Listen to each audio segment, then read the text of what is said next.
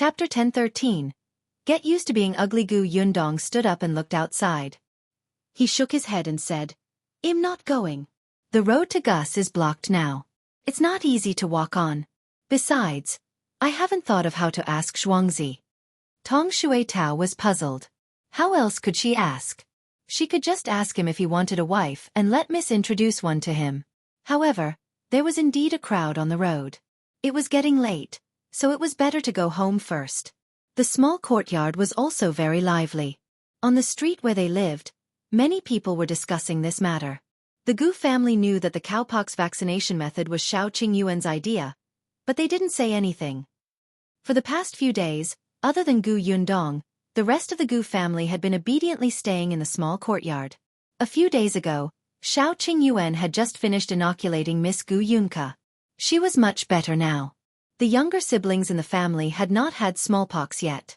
Since there was a preventive method, it would definitely be used on them immediately. However, Yunshu and Yuanji were in the county city, so they inoculated Kiki first. It was just that the young lady still had marks on her body. She felt that she was too ugly and refused to come out of her room. The first thing Gu Yundong saw when she came in was that she had covered her head with red gauze. She looked like a little bride. She smiled at once. The little girl heard the sound and immediately turned her head. "Sister, you're back? Where's brother Shao? He won't be coming back today, but he told me that Miss Kiki's acne will be gone soon. Can you hold on for 2 more days?" "Okay." The young lady felt that she would get used to being ugly. As long as she didn't look in the mirror or the basin, she could still deceive herself. That night, Shao Qingyuan didn't return. He would probably have to stay in the government office for the next 2 days to train those doctors urgently. The entire prefectural city was just as they thought. The story of the cowpox vaccination method quickly spread in the 2nd, 3rd, and 4th tea houses. More and more people knew about this method to prevent smallpox. They learned about the great actions of the current emperor and the second prince. They also knew that there was a long queue outside the government office. The number of people registered had already lined up until a month later. Most people had the mentality of following the masses. Coupled with the fact that this was an official endorsement, the imperial court would definitely not joke about such a matter of life and death. This cowpox vaccination method must be real. They had to take this opportunity to queue up. Not only did they record their names, but they also reported the names of the people close to them. The people of many villages outside the prefecture capital also heard the news and rushed over. There were even people from the nearby county cities who came to register. Seeing that there were more and more people, the prefecture magistrate began to get people to tell stories in the tea houses in the counties. However, the outcome was still slightly different. After all, it was impossible for the imperial physicians sent by the imperial court to go to every county city. Being able to stay in the prefectural city for 3 months was already the limit. Therefore, they changed the part where the imperial physician was staying in the prefectural city to that the doctors personally taught by the imperial physicians personally stayed in the county cities. The other 2 points, the limitation of numbers and the free consultation, were the same as in the prefecture capital. However, this was enough. Soon, there was a long queue outside the county office. Shao Qingyuan only returned to the small courtyard on the 3rd night. When he returned, it was already dark. Almost everyone in the Gu family had gone to rest. Only Gu Yundong was still sitting in the study reading the account book. If you find any errors, ads pop up, ads redirect, broken links, non-standard content, etc., please let us know. Report so we can fix it as soon as possible. Chapter 1014. I'll pick a good day first. Gu Yundong knew that he would definitely come back today, so she specially waited for him. Hearing the commotion outside, she immediately came out. Shao Qingyuan looked very tired. Although he had already washed up and changed into clean clothes, he was still haggard. Gu Yundong quickly pulled him to sit down. She stood behind him and massaged his shoulders. "Are you tired?" After all, he was alone, but in just a few days, he had to choose from hundreds of doctors those with good character. He also had to teach these doctors and make sure that they didn't make any mistakes and master the entire process of the cowpox vaccination method. The workload was so huge that it was very tiring. Gu Yundong was very dissatisfied with the emperor. He could have sent an imperial physician over to her prefectural city, but he insisted on letting Shao Qingyuan organize this matter. He was too black-hearted. If she had known earlier, she wouldn't have spent so much time praising his achievements. Are you feeling better? Gu Yundong pinched his shoulder and said, I made chicken soup tonight. I left a bowl in the kitchen to keep it warm. I'll bring it over for you now. Have some and go to bed early. I'll drink it later. Shao Qingyuan pulled her in front of him. It was late at night, so his actions were indeed much bolder. He reached out and held her on his lap, burying his head in her neck. I'll just hug you. I haven't seen you for a few days. As he spoke, he could not help but tighten his grip. Well, start giving everyone vaccines tomorrow. We might be even busier later. Gu Yundong felt very comfortable in his arms. She leaned against him and whispered in his ear, It's okay. I'll visit you every day. Really? Yes, really.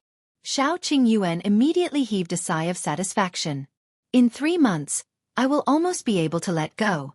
At that time, let's prepare for the wedding, okay? Okay. Gu Yundong raised her head slightly and looked at his slightly curled lips. She felt inexplicably happy. Then, shall I choose a date first? It was said that it was best to choose 3 good days for a wedding, and then take them to the temple to calculate which was the most suitable through divination. Gu Yundong felt that it was time to prepare. Then, after her father finished the prefectural examination, she would show her father the 3 days. Shao Qingyuan's eyes lit up. Looking at her serious expression, his heart trembled and he kissed her fiercely. Gu Yundong almost lost her balance. She subconsciously grabbed his shoulders with both hands. Fortunately, his big hands were firmly tightening her from behind. After the kiss, Shao Qingyuan's voice was hoarse. Choose a closer time. Gu Yundong could not help but laugh. She pushed him. Got it. I'll bring you some chicken soup. With that, she stood up and left. When she passed by the main room, she suddenly heard Gu Dajiang sneeze heavily. Not only was Gu Yundong shocked, but Gu Dajiang himself was also shocked awake. He turned around in a daze and continued to sleep with his wife in his arms. However, he felt like he had missed something. The next day, the Xuanhe Prefecture office was filled with people early in the morning. Everyone was waiting for the door to open and for the vaccination to begin. Apart from excitement, the 200 people who registered on the first day also looked uneasy. They were also afraid. After all, they were the first batch of people. If they failed, the others would still have a chance to escape, but they could only wait for death. More than half of the 200 people regretted it. However, they had to come after registering their names and addresses. Otherwise, they would be arrested. Among them, one person was especially regretful. If you find any errors, ads pop up, ads redirect, broken links, non-standard content, etc., please let us know. Report so we can fix it as soon as possible. Chapter 10:15. Seeing Shao Qingyuan, this person was shopkeeper Pan. He happened to have nothing to do that day and was listening to stories in Fortune Tea House. When he heard from young Master Dai that he could register for vaccination, he rushed to the government office without a word. He was lucky enough to finally register in the last place. He almost lost his life. However, when he really came for the vaccination today, he felt uneasy again. He was afraid that he had made the wrong decision back then. Therefore, he could not help but retreat. However, at this moment, the door of the government office opened. 2 teams of bailiffs quickly ran out and asked the government office to open up a piece of land.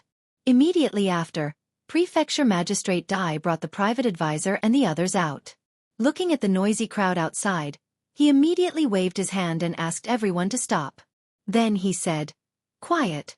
I know that everyone still has a certain amount of doubts and distrust towards the cowpox vaccination method. I guarantee that the cowpox vaccination method is indeed a medical procedure that can prevent smallpox. It has been confirmed by all the Imperial physicians in the Imperial hospital of the current dynasty. The method was named by His Majesty and personally tested by the second prince, so everyone can rest assured." After all, he was the prefecture magistrate with a good reputation and power. When everyone present heard him say these words personally, they were instantly relieved. The prefecture magistrate continued, "Moreover, the person who came to our Xuanhe prefecture this time to guide the other doctors to learn the cowpox vaccination method is someone who has personally vaccinated the second prince." Wow! The audience was surprised, but soon became happy and excited. It was definitely not a problem if he had inoculated the second prince personally. If his medical skills were not good, the emperor would not be at ease with him personally doing it, right? The prefecture magistrate's words were like a calming pill for everyone. Seeing that the commoners looked relieved, Prefecture Magistrate Dai was satisfied. Now, please follow Constable Wang to the Million Gold Pavilion. You will be vaccinated there. The Million Gold Pavilion was a large courtyard not far from the government office. It was once a mansion under the name of an official, but it was emptied after his house was raided. Because people said that the feng shui of this courtyard was not good and the price was not low, no one had bought it until now, so it was still owned by the government.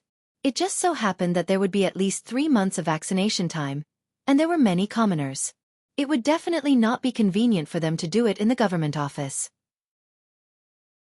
After thinking about it, Prefecture Magistrate Dai got someone to clean up this Million Gold Pavilion and settle them here. As soon as he finished speaking, the private advisor had already begun to call out names. Then, Constable Wang led these people to the Million Gold Pavilion. Not only were the 200 people who were going to be vaccinated today following behind, but there were at least 1,000 people along the way. When they arrived at the Million Gold Pavilion, other than the 200 people, everyone else stopped. Then, they saw that there were already more than 100 doctors standing inside the door. Among them, there were dozens of reputable doctors in the prefecture city. Many people knew them and they were very good doctors. Seeing them, these people felt more at ease. Constable Wang quickly called out their names and led the commoners to the doctors. The rest of the people who had not had their turn waited at the side. Shopkeeper Pan had nothing to do because he was in last place. However, he still looked nervously at the people who were being vaccinated. After watching for a while, he felt uncomfortable, so he turned to look elsewhere. Then he saw Shao Qingyuan. If you find any errors, ads pop up, ads redirect, broken links, non-standard content, etc., please let us know report so we can fix it as soon as possible. Chapter 1016. He's the Imperial Physician? Impossible. Shao Qingyuan had just parted ways with Gu Yundong at the door. He did not let her enter the Million Gold Pavilion. There were people everywhere, and they were being vaccinated. The air was dirty, so it was not appropriate to bring people in. However, Gu Yundong had given him many masks before he left. She told him to change them regularly and distribute the rest to other doctors. It was more or less beneficial. After Shao Qingyuan took the masks, he asked her to go back and do her work. After watching Gu Yundong leave with his own eyes, he turned around and entered the Million Gold Pavilion. At this moment, he was giving masks to these doctors who were preparing, so he did not have time to put one on himself. The doctors had also come into contact with the epidemic in the past. At that time, they would cover their mouths and noses with a cloth. Now that they saw what Shao Qingyuan had brought over, they still found it very novel. The mask was really thin and dry. With 2 straps tied behind her ears, it would not fall off easily even if they ran. It was too convenient. All of them immediately thanked Shao Qingyuan for his good intentions. After interacting with Shao Qingyuan for the past few days, they increasingly felt that not only was this young man extremely talented in medicine, but he was also a person who did not hide anything. When they asked him about the methods of the imperial physicians in the capital to deal with illnesses, he would tell them frankly.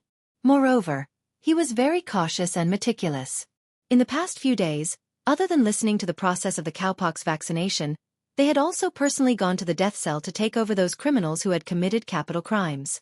At that time, Shao Qingyuan had stood at the side and personally guided them. Therefore, everyone had experience.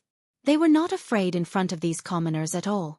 The masks in Shao Qingyuan's hand were quickly distributed. The one in his hand was personally made by Gu Yundong. He took it and looked at it. A second before he put it on, Shopkeeper Pan happened to look over and saw him. Shopkeeper Pan was stunned. He was too familiar with Shao Qingyuan. Not only had this person caused him to lose face, but he had also suffered a prison sentence. Now that his life was getting worse, even if he turned to dust, Shopkeeper Pan would still be able to recognize him. But how did this person appear here?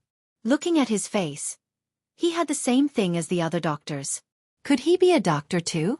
But how was that possible? Shopkeeper Pan was puzzled, but he had learned from his mistakes. Instead of rushing forward, he carefully observed. Then, he realized that Shao Qingyuan did not personally inoculate people. However, he shuttled between the doctors and guided them in the inoculation method. He looked like... Right, it was as if he was the boss. It was as if he was the imperial physician from the capital, who had specially come to the prefectural city to teach these doctors the vaccination method. How was this possible? He was just a brat from the countryside. How could he have such ability? Shopkeeper Pan's heart was filled with anger and excitement. He had to expose him. However, to be on the safe side, Shopkeeper Pan suppressed his impulse and quietly walked to the side of an old doctor who seemed to have a good temper. He pretended to be curious and asked, "Doctor, who is that young master? Is he also a doctor here? Why don't I see him helping others with vaccination?" The doctor happened to be idle. When he heard this, he looked in the direction of Shopkeeper Pan's finger and immediately smiled. "Oh, you mean young Master Shao? He's the imperial physician from the capital. He has to supervise everything. It's naturally not appropriate for him to do it himself." Him? An imperial physician from the capital? How is that possible? If you find any errors, ads pop up, ads redirect, broken links, non-standard content, etc., please let us know report so we can fix it as soon as possible. Chapter 10:17. He wants to expose him. Shopkeeper Pan suddenly stood up. Although he already had a guess in his heart, he still shouted in shock. His voice was a little loud and instantly attracted everyone's attention in the hall. The doctor who had just answered his question was immediately displeased. "What are you shouting about? Why can't young Master Shao be an imperial physician from the capital?" But he... Shopkeeper Pan pointed at Shao Qingyuan, but his mind was racing. He knew that Shao Qingyuan was from Fengkai County. He also knew that the guy was a poor kid from the countryside. 4 dozens of copper coins a day. The guy worked in his shop and let him order him around. The guy didn't even have decent clothes on him. He ate dry steamed buns and didn't have any relatives. How could someone like him be an imperial physician from the capital? This was a liar. This was clearly a liar. Yes, this person must have even hidden it from the prefecture magistrate. He was going to kill the entire Xuanhe prefecture. Shopkeeper Pan was excited. He had finally found an opportunity to take revenge. Therefore, when some bailiffs thought that he was here to cause trouble and wanted to throw him out, he immediately shouted, "Let go of me.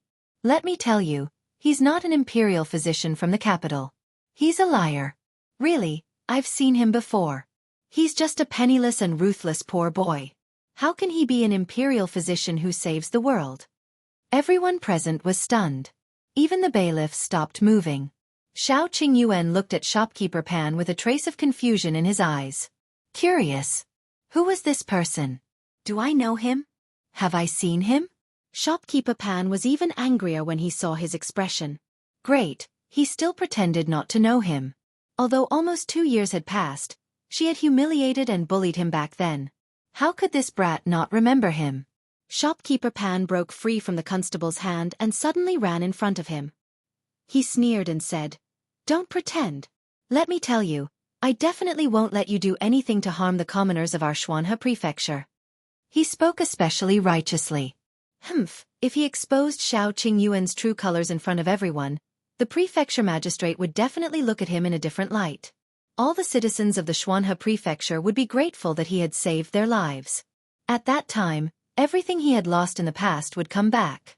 Just thinking about it made Shopkeeper Pan tremble with excitement. He asked Shao Qingyuan loudly, "Let me ask you, are you from Fengkai County? Is your name Shao Qingyuan?" "Yes, so what?" Shao Qingyuan narrowed his eyes slightly. Shopkeeper Pan snorted and said to everyone, "Did everyone hear that? He's from Fengkai County. He's not an imperial physician from the capital at all. He's a liar who came to harm everyone." The people present exclaimed and stood up one after another to take a step back. The person who had just received the vaccination was about to cry. He grabbed the doctor in front of him in fear and asked him to save him. The scene became chaotic, and cries and shouts kept intertwining. Constable Wang frowned and suddenly shouted, "Quiet! Anyone who makes any more noise will be thrown out." The hall instantly fell silent, but everyone looked at Shao Qingyuan with hatred in their eyes. Shopkeeper Pan was instantly smug, But Shao Qingyuan looked at him as if he was a fool. After a while, he took out something from his pocket and asked him, "Do you know what this is? If you find any errors, ads pop up, ads redirect, broken links, non-standard content, etc. Please let us know report so we can fix it as soon as possible." Chapter 10:18. What happened? Shopkeeper Pan was stunned for a moment. He blinked and craned his neck to take a look. At first, he didn't quite understand, but after a while, his expression changed. How did you get this? What do you think? Shao Qingyuan looked at him coldly. Someone beside him could not see it clearly and did not understand. He quickly asked, "What is that?" Constable Wang explained coldly, "That's a fish talisman. All the officials in my dynasty have this to prove their identity. Young Master Shao is an Imperial physician, so he naturally has one too." Fish talismans? All the Imperial court's officials had them? Does that mean he's real? Everyone heaved a sigh of relief. Then, they looked at Shopkeeper Pan angrily. "What's wrong with you? This is our first time getting vaccinated. You're still spouting nonsense here and making us worry." Constable Wang, "I'm afraid this person has ulterior motives. Hurry up and arrest him." Shopkeeper Pan shook his head. How is that possible? How could a person enter the capital and become an Imperial physician in such a short time? He grabbed the fish talisman from Shao Qingyuan's hand and looked at the words engraved on it. His name and address were all there, and they were all correct? But Shao Qingyuan took the fish talisman. Get lost. Shopkeeper Pan subconsciously took a small step back. Constable Wang went forward and grabbed him. He sneered and said, "Do you think our lord is a muddle-headed official? This concerns the lives of millions of people. How can we hand such an important matter to him without confirming young Master Shao's identity?" Young Master Shao came from the capital, and is escorted by the Imperial guards sent by the Emperor. No, there were no Imperial guards, but words had to be said beautifully. Shopkeeper Pan took 2 more steps back, feeling flustered. The others present pointed at him, making him panic. Constable Wang grabbed him and walked out. "This is the Emperor's decree. You clearly have ulterior motives for doubting young Master Shao. Come, follow me to the government office." No, my lord, please spare me. I really didn't. I misunderstood. Constable Wang didn't listen and dragged him out. "Tell the Prefecture magistrate if it's a misunderstanding." Shopkeeper Pan burst into tears on the spot. He had already been to jail once and did not want to go again. His begging voice became more urgent, but it was also getting further and further away. After the voices could no longer be heard, Shao Qingyuan said to everyone, "It's all right. Continue." Everyone present now firmly believed in Shao Qingyuan. He was a true Imperial physician who could take out fish talismans and could be trusted. Shao Qingyuan pinched the fish talisman in his hand and narrowed his eyes. This fish talisman was given to him by the Emperor. Since he had to take on the mission of Xuanhe Prefecture's cowpox vaccination, he had to be given some necessary things to avoid many troubles.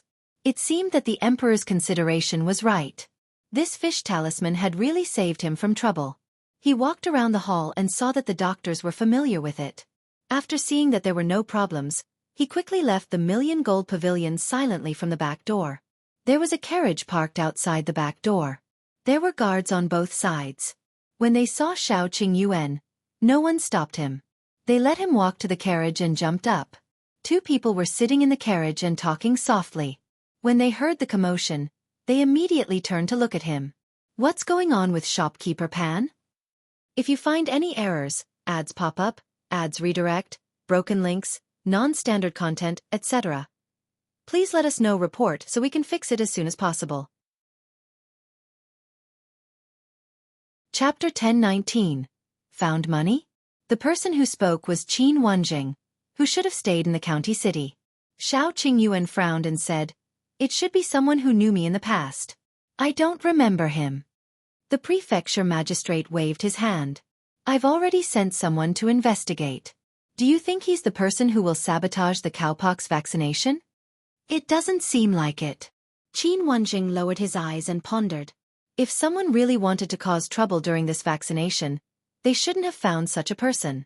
He looks a little like a fool. Shao Qingyuan agreed with this. It's not him, but after shopkeeper Pan's commotion, I realized that someone's behavior is very strange. Who is it? Qin Wenjing asked anxiously. The vaccination this time was too big. It was very likely that someone would make a big fuss. Especially in the Xuanhe Prefecture and Fengkai County. Qin Wenjing had stayed in Fengkai County for a few years with the Emperor's secret mission. It could be seen that Fengkai County was hiding a huge secret. Unfortunately, although they had already found out about the Tao father and son, the Tao father and son were not important figures. Qin Wenjing had to find out all the ferocious beasts hidden in the county prefectural city. Therefore this time, other than asking Shao Qingyuan to tell Qin Wenjing about the cowpox vaccination mission, the emperor also gave him a secret decree to pay attention to the person who secretly attacked him. Even though Shao Qingyuan and Gu Yundong did not want to participate in these things. But ever since Gu Yundong handed the cowpox vaccination method to Qin Wenjing, many things were no longer under their control. Could Shao Qingyuan refuse to help the emperor? No. Therefore, even though Gu Yundong and Shao Qingyuan did not want to be involved in these matters, they had no choice. The only thing they could do now was to resolve the matter as soon as possible so that they could live their lives comfortably. There was a short man who was about 20 years old. He was very strange, Shao Qingyuan said. At that time, shopkeeper Pan bumped into him. He seemed to be holding something in his hand, but after he was hit, he immediately hid it in his sleeve. Qin Wenjing and Prefecture Magistrate Dai looked at each other. In that case, do we have to thank shopkeeper Pan? Shao Qingyuan. Do whatever you want. He alighted from the carriage. Next was Qin Wenjing and the Prefecture Magistrate's business. The short man probably did not know that he had been exposed, so as long as Qin Wenjing sent someone to follow him, he would probably gain something. He returned to the Million Gold Pavilion and looked at the busy crowd. He sighed. He missed Yundong. At that moment, Gu Yundong had already arrived at Gus. From the moment he got off the carriage, he saw the happy and busy Zhuangzi. He looked so excited that he did not even notice that Gu Yundong had come in. It was only when Su Chongshun called boss that he quickly turned around. Gu Yundong sized him up from head to toe. You look energetic. Are you used to working in the prefectural city? Yes, everything is fine. Zhuangzi nodded repeatedly. Gu Yundong walked to the side and sat down. Zhuangzi immediately poured her a cup of tea. His footsteps were light. It seemed like he had really encountered a good thing. You picked up money? Why are you so happy? No. Zhuangzi immediately shook his head. He thought for a moment and said softly, Boss, I went out of the city to see my parents yesterday. Yes, and then? He was so happy meeting his parents. If you find any errors, ads pop up, ads redirect, broken links, non-standard content, etc., please let us know report so we can fix it as soon as possible. Chapter 10:20. Divination. Zhuangzi chuckled. Then when I came back, I met someone. He turned around and saw that Su Chongshun was busy working. He lowered his voice even more. Boss, do you know what that person does? I don't know. Why are you being so mysterious? Can't you tell me everything at once? Zhuangzi's smile became even more wretched. That person is a fortune teller. Boss, that fortune teller said that I'm in luck this year and might be able to get what I want very soon. Boss, you know that I want to become a shopkeeper as soon as possible. I think that's what the fortune teller meant. Gu Yundong was speechless. If you want to be the shopkeeper, it doesn't seem to be up to the fortune teller, but me, right? Of course. However, when the fortune teller said that, I immediately guessed that the boss fortune was flourishing this year. You would definitely open another shop. Wouldn't I be able to become the shopkeeper then? Gu Yundong was speechless. He was trying to curry favor with her. But for some reason, she felt that it was quite pleasant to the ear. She looked at Zhuangzi and couldn't help but smile. Not bad. If that's the case, the fortune teller is quite accurate. Since you're going to be the shopkeeper this year, have you started to consider your marriage? Gu Yundong probed. Unexpectedly, Zhuangzi laughed lewdly again. Gu Yundong silently covered his eyes. Please don't smile like this when you're the shopkeeper in the future. Otherwise, The customers will be scared away by you. When Zhuangzi was done laughing, he said, that fortune teller actually not only calculated my fortune, but also my luck with women. Gu Yundong raised her eyebrows. Oh. He said that my luck with women is pretty good this year. If nothing goes wrong, I'll be engaged this year. Gu Yundong was speechless. Which family was this fortune teller from? In that case, this bastard finally had a relationship line and was no longer focused on developing his career? It was good. This way, it would be more convenient for her to help Mother Su find out. Gu Yundong coughed lightly. Then, have you taken a fancy to any girl? Zhuangzi frowned. He really didn't. He could not help but sigh. Boss, you don't know. Ever since I became a shop assistant, my ultimate goal was to become a shopkeeper. That's why I worked especially hard. Every day, I learned how to read and count from the shopkeeper. I learned so much that my mind was filled with the words on the account book. When the guest came, I didn't even have the time to see if it was a man or a woman. I first thought about what they might buy, and how much they could pay. When I returned home at night, I only ate and counted the money. I didn't have the chance to see any girl. Gu Yundong's mouth twitched. Have you gone mad? Zhuangzi looked pitiful. Actually, before he became the shopkeeper, he had never thought of getting a wife. If it was in the past, he would not have taken the fortune teller's words seriously. But wasn't he living with his sister and brother-in-law now? As a single man, he watched Jiang Bao and Lan Huaer being clingy every day who felt that there were only the two of them in the world. He was too agitated. Especially when he called out to them, the two of them acted as if they did not hear him.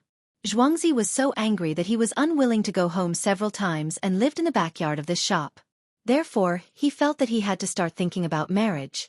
Gu Yundong could not help but roll her eyes. If you find any errors, ads pop up, ads redirect, broken links, non-standard content, etc., please let us know report so we can fix it as soon as possible. Chapter 1021. I'll secretly show him. Zhuangzi chuckled again. Boss, you know a lot of people. Let me see if there's a girl suitable for me. Let me think. Gu Yundong frowned and seemed to ponder carefully for a while. After a while, he suddenly looked up. There really is a very good girl. Zhuangzi's eyes lit up. He automatically sat down on the chair beside her and eagerly handed her a cup of tea. Really? Which girl?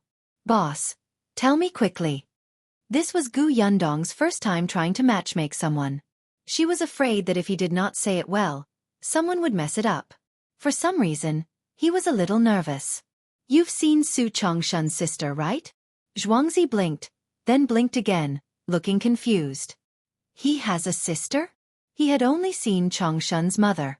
About the sister. Yes. He vaguely heard Chongshan mention that he had a younger sister in his family. However, he had never seen her before. After hearing it, he quickly threw it to the back of his mind. After all, he was a man. It was not appropriate for him to ask about girls. Gu Yundong, you've worked with him for so long, Lan Huaer has worked with Su Qing for so long, and you've even been to the Su family twice. You actually don't know that Su Chongshan has a sister? Gu Yundong was stunned. What was in your mind every day?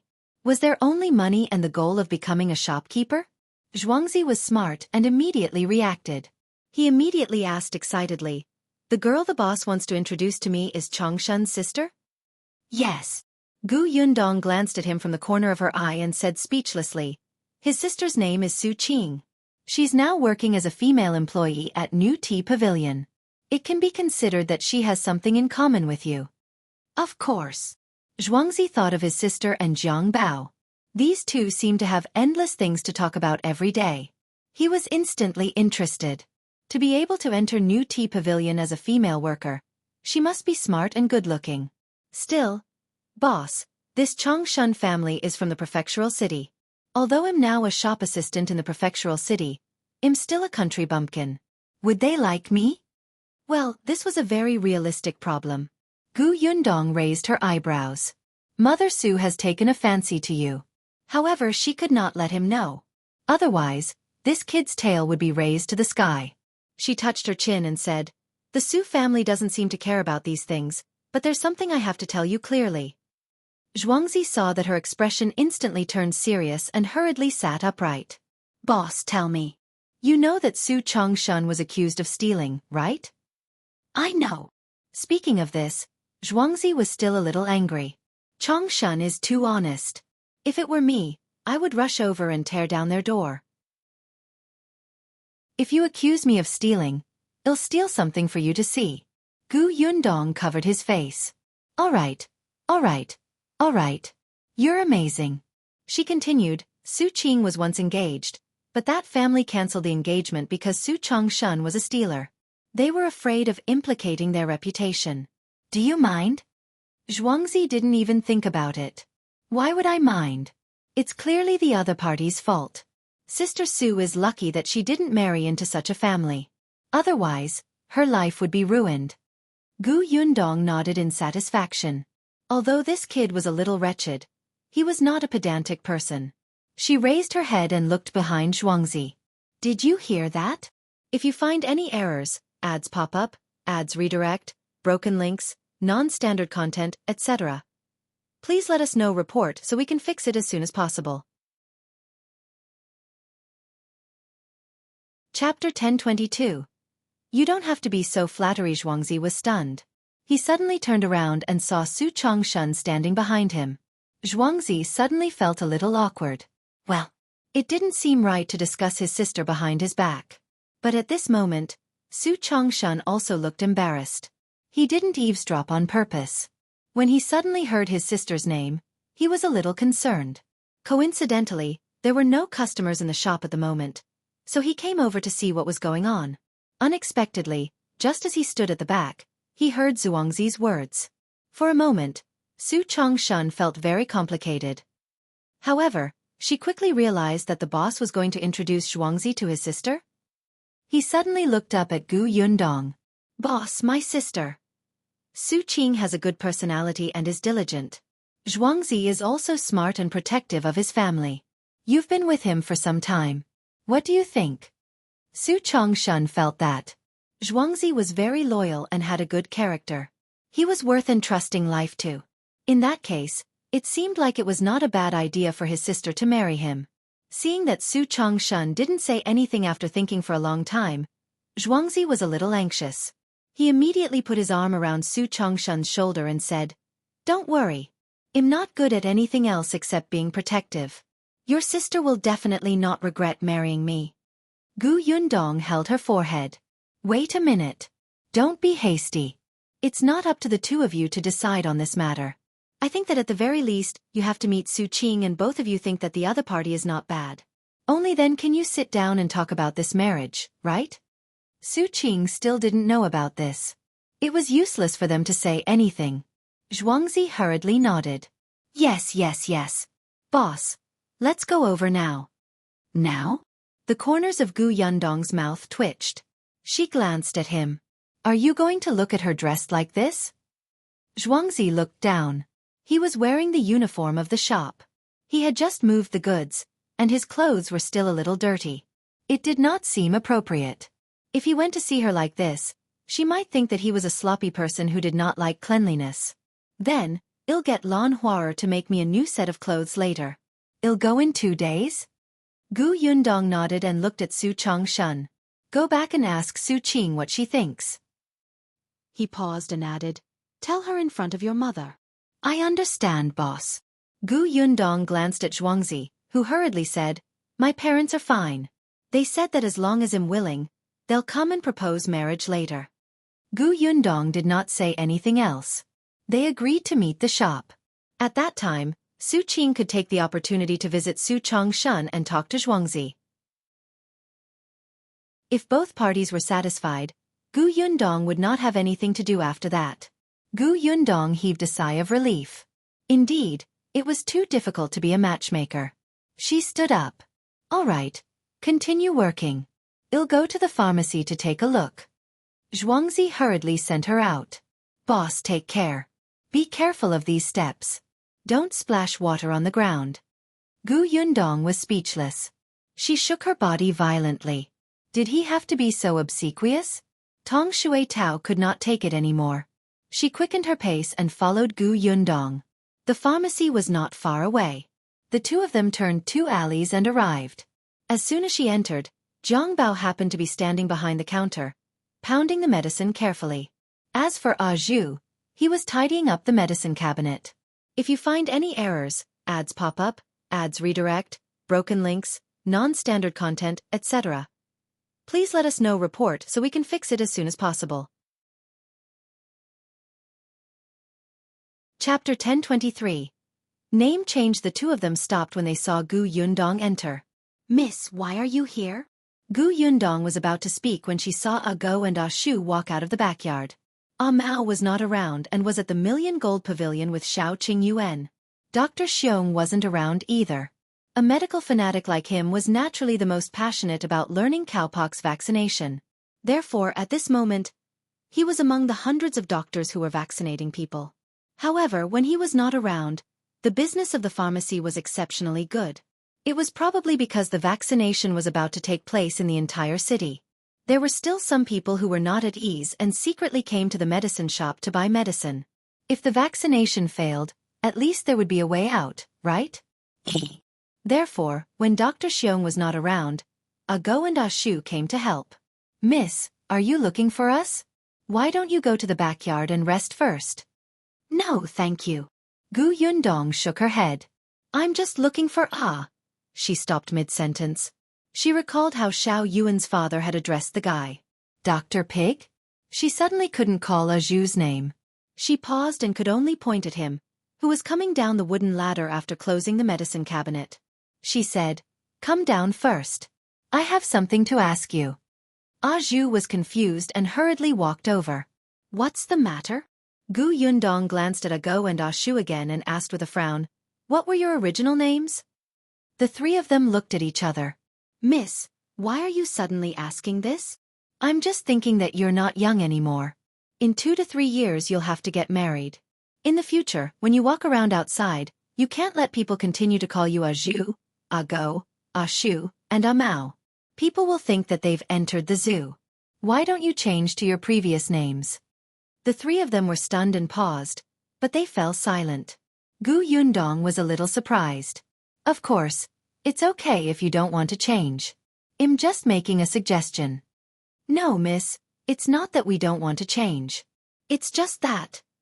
Ah Zhu hesitated for a moment before denying softly. Zhang Bao listened from the side and immediately said, I think it's good to change your names. 2 days ago, there were customers who came in to buy medicine. They directly called Ah Zhu Mr. Pig. Gu Yundong was speechless. It turned out that Shao Yuan's father was not the only one who called him Dr. Pig. Ah Zhu glared at Zhang Bao, who raised his eyebrows smugly.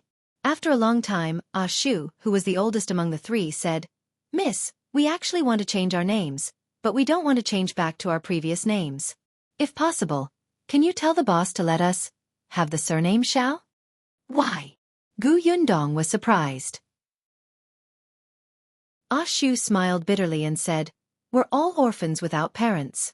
When the 4 of us lived together, we agreed to be brothers and relatives.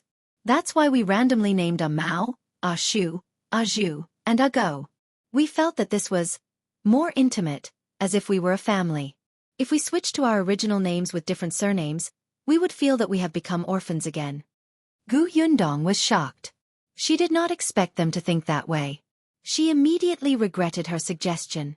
Although names didn't mean anything, the meaning was completely different for Ah Zhu and the others. Zhang Bao also stopped pounding the medicine. His expression became more serious and he did not speak anymore. Gu Yundong opened her mouth and was about to say that it was fine when she heard Ah Go speak in embarrassment. If you find any errors, ads pop up, ads redirect, broken links, non-standard content, etc., please let us know report so we can fix it as soon as possible. Chapter 1024. I want to be surnamed Shao, Miss, actually, we're following Young Master now. Young Master treats us as his family. Previously, we've also thought about whether we can follow Young Master's surname. We're just afraid that we'll climb up Young Master's social ladder. They used to have parents and brothers, and they even had a good relationship. However, ever since their parents were gone, it was as if they were the only ones left in the world. What family, clansmen, and friends. Other than hitting them when they were down, who had reached out to them? The four of them only had each other. They were each other's family and friends. It was only when they met Shao Qingyuan and Gu Yundong that they gradually felt a sense of belonging. However, they had never thought of changing back to their original names. They even vaguely rejected it.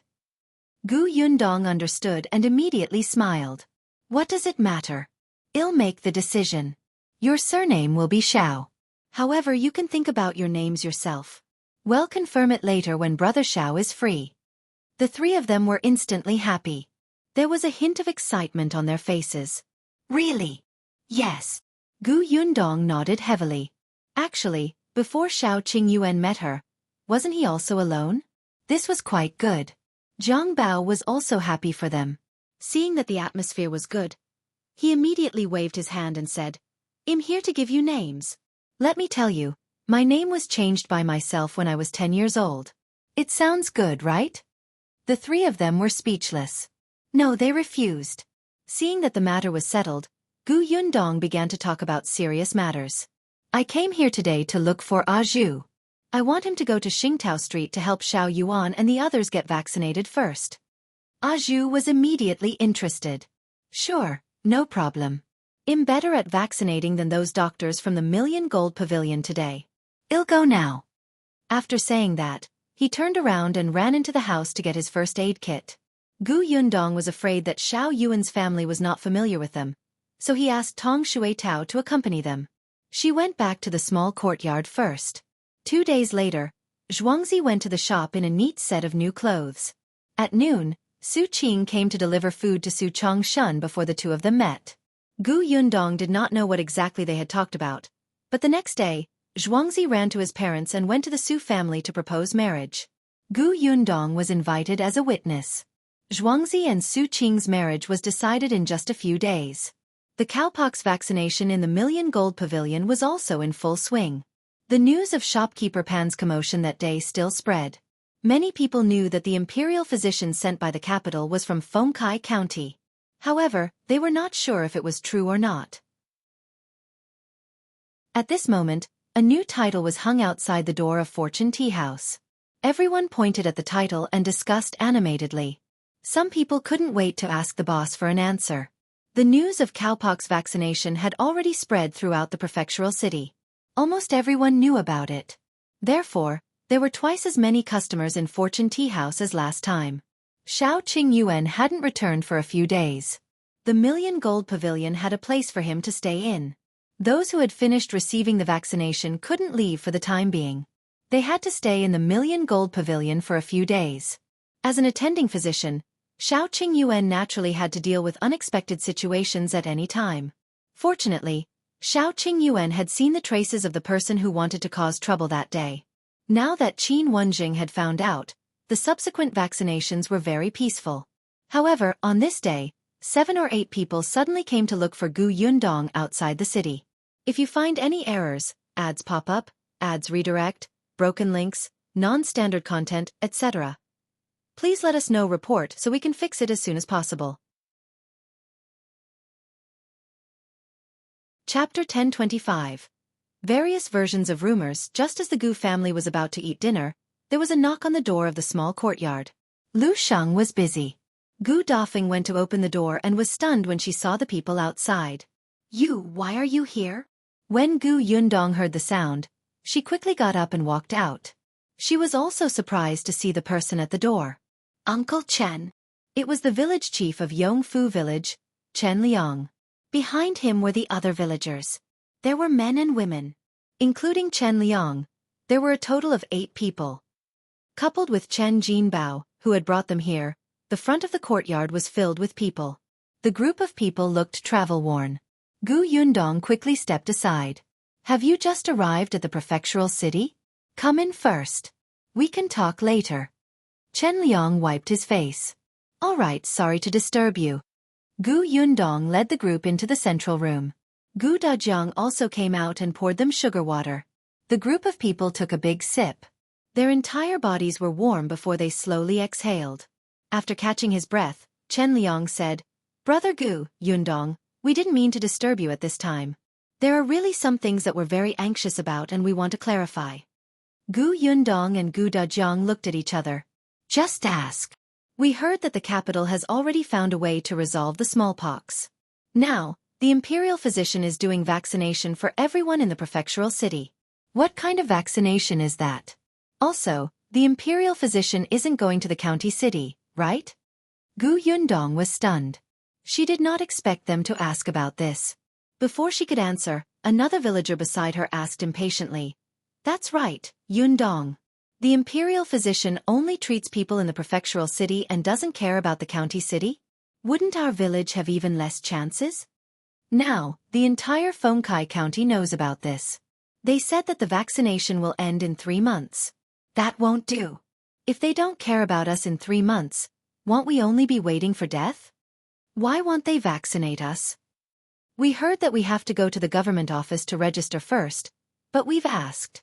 The number of people registered in the government office has long exceeded 3 months. We don't have a share at all. As soon as Chen Liang spoke, the people behind started talking at once. Among the people who came this time, other than Chen Liang, there was also the 6th grandfather's grandson, as well as those who had a good reputation in the village and could speak. The few women were also smart and capable. It seemed that everyone attached great importance to this vaccination. However, as the news spread, there were all kinds of versions. Clearly, everyone only knew a little. There was nothing they could do about it. Although the storyteller in the county city had explained the matter clearly, not everyone would go to the tea houses to listen. This caused everyone to hear different parts of the story. Still, Gu Yundong could not help but look at Chen Jinbao. Chen Jinbao was going back and forth between the prefectural city and Yongfu village to deliver goods. He should know about the prefectural city. Why did he not explain it clearly? Chen Jinbao touched his nose and laughed dryly. He didn't know how to explain. On the other hand, Chen Liang glared at him and said to Gu Yundong, "We thought that this kid had stayed in the prefectural city for a long time and should know clearly, but we didn't expect him to know nothing. Or maybe, he's simply muddle-headed and is becoming more and more unclear. I was afraid that he would delay the matter, so I went to the prefectural city to ask around." However, he was unfamiliar with the prefectural city. When he arrived, he subconsciously came to look for the Gu family. If you find any errors, ads pop up, ads redirect, broken links, non-standard content, etc., please let us know report so we can fix it as soon as possible. Chapter 1026. It'll bring you to listen to stories. Chen Jinbao sighed secretly. It wasn't that he couldn't explain it clearly, but there were some things that he couldn't say. He knew about the cowpox vaccination method, but what shocked him was that Shao Qingyuan was actually the Imperial physician from the capital. He could not tell his parents about this at all. After all, he had to keep this a secret from the beginning. What if he said it and ruined the prefecture magistrate's plans? Therefore, when Chen Liang asked, he only said that everyone in Yongfu village would be vaccinated and told him not to worry. When Chen Liang asked him why he was so sure, Chen Jinbao couldn't tell him the reason. After a few times, Chen Liang did not believe him and insisted on coming over personally to take a look. He was a responsible village chief. It didn't matter if he didn't get the vaccination, but there were so many people in the village. He was the village chief. Who would stand up for such a big matter if he didn't? He had to learn everything. Gu Dajiang was very emotional when he heard that. He patted his shoulder and said, "Don't worry, it's not as serious as you think.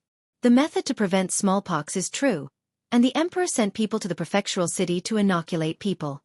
However, it's definitely not just the prefectural city.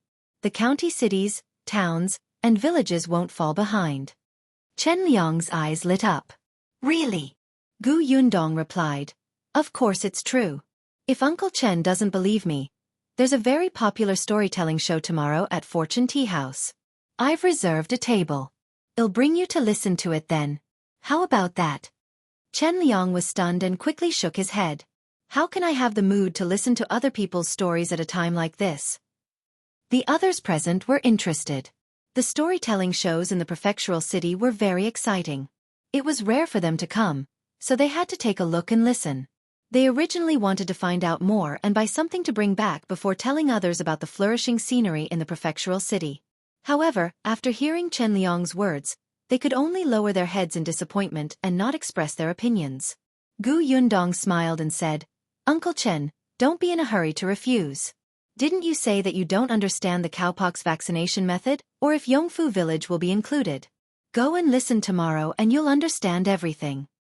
Is that so? He could understand just because he heard about it? He couldn't help but look at Gu Dajiang, who nodded.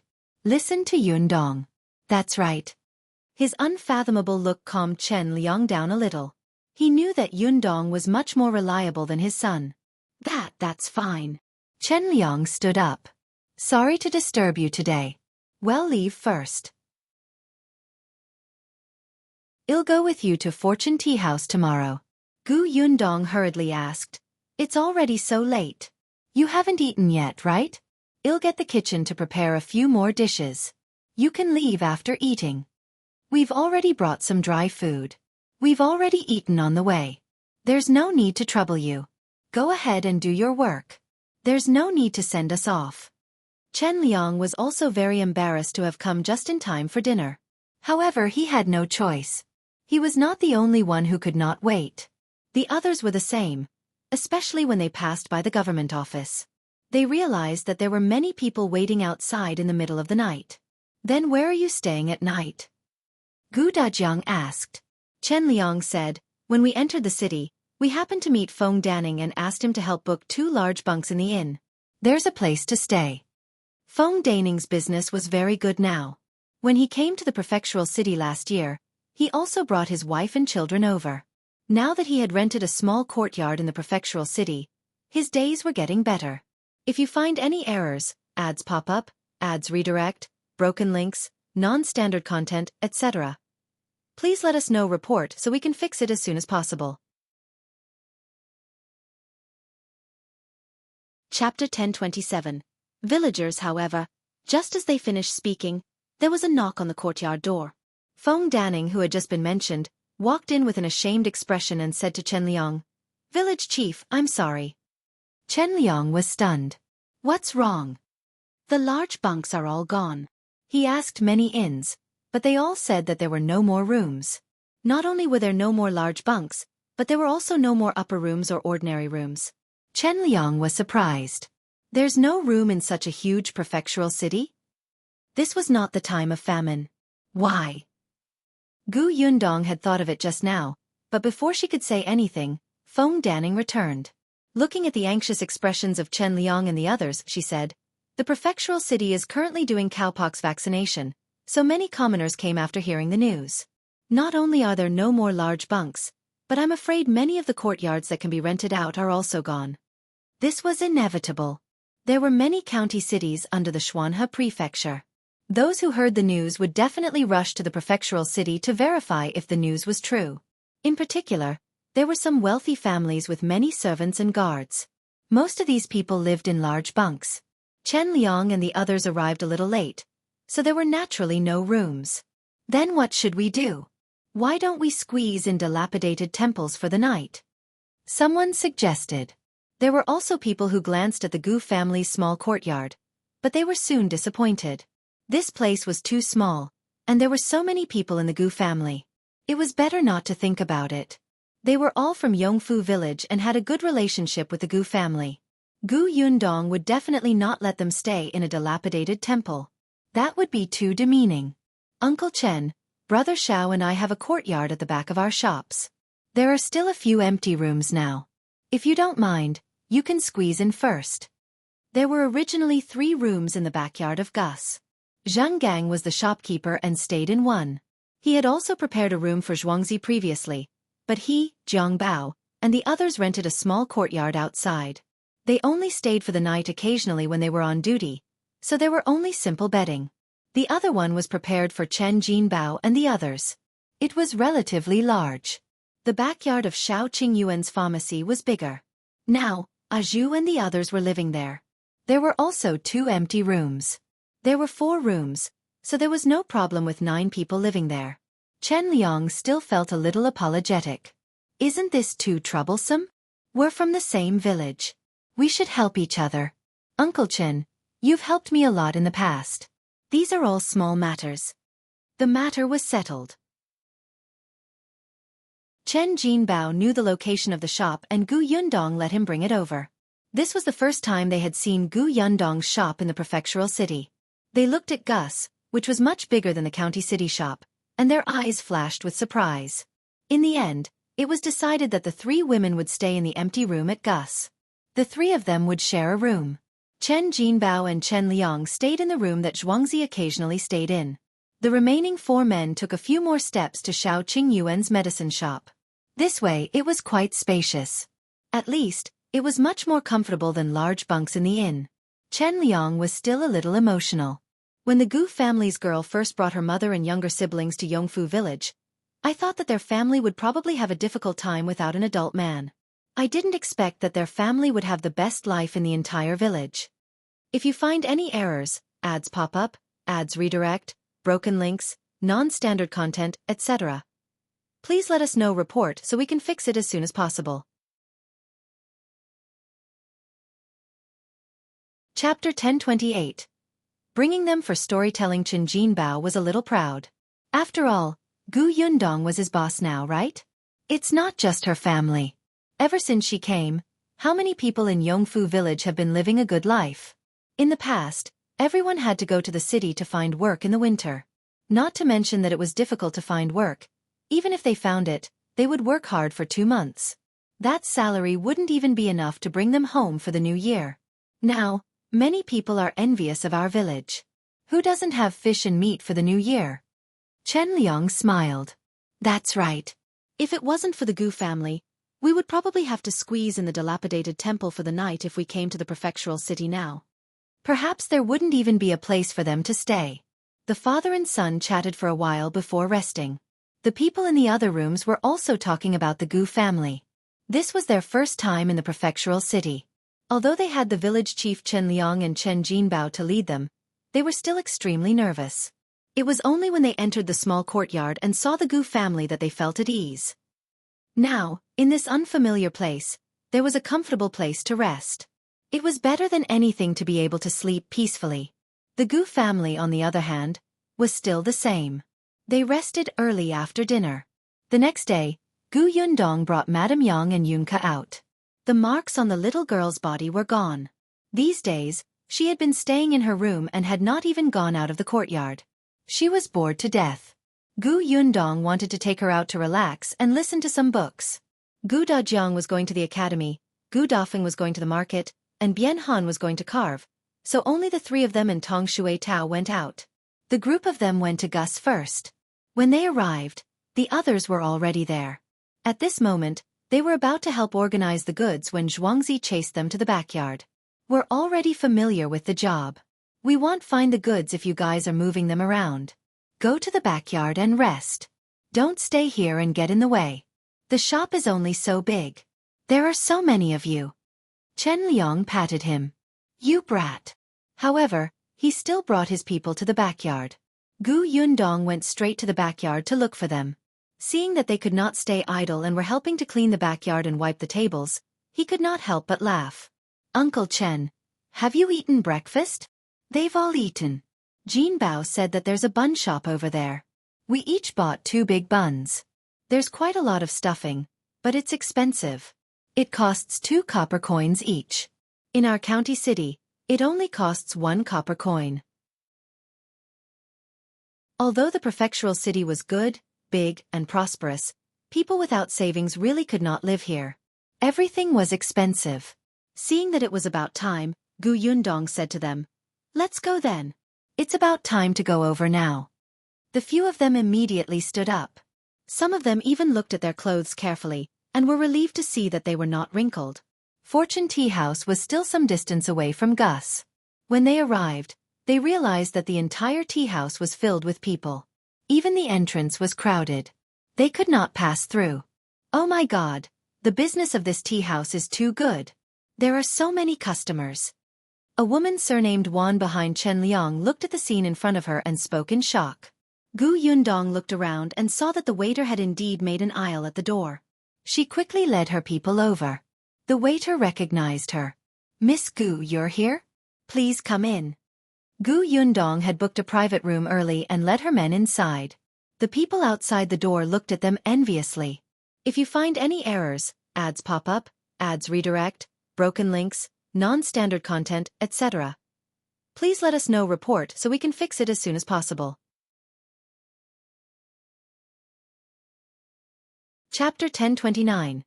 It's actually someone from our Xuanhe Prefecture. There were still many people in the tea house. They only heaved a sigh of relief when they reached the private room on the second floor. Why are there so many people? It's so crowded that I almost can't breathe. Everyone wiped the sweat off their foreheads and tidied their clothes. Yundong asked the waiter to serve 2 pots of tea and some dishes and snacks before letting everyone sit down. He said to Chen, Liang and the others, "There aren't so many people usually. Isn't the content of today's story attractive? That's why there are so many people." Chen Liang was surprised. "You said yesterday that they were talking about cowpox vaccination, right? Didn't you say that you were done? Why haven't you gotten tired of hearing it after so many days?" "The cowpox vaccination is over. There's still more to come. You'll understand when you hear it later." Chen Liang nodded, his interest piqued. He used to go to the tea house in the county city to listen to books, but at that time, he would squat outside the door and listen attentively.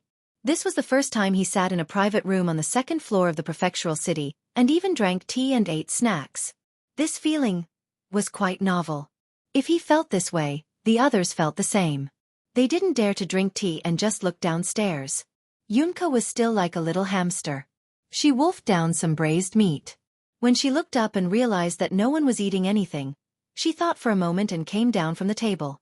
She distributed a piece to each of them. Then, she nodded in satisfaction and continued to climb onto the chair to eat. Yundong stroked her head and heard a commotion downstairs. He's out. Mr. Fan is out. Everyone, be quiet." As expected, there was silence downstairs. The people in the private room also craned their necks to look down.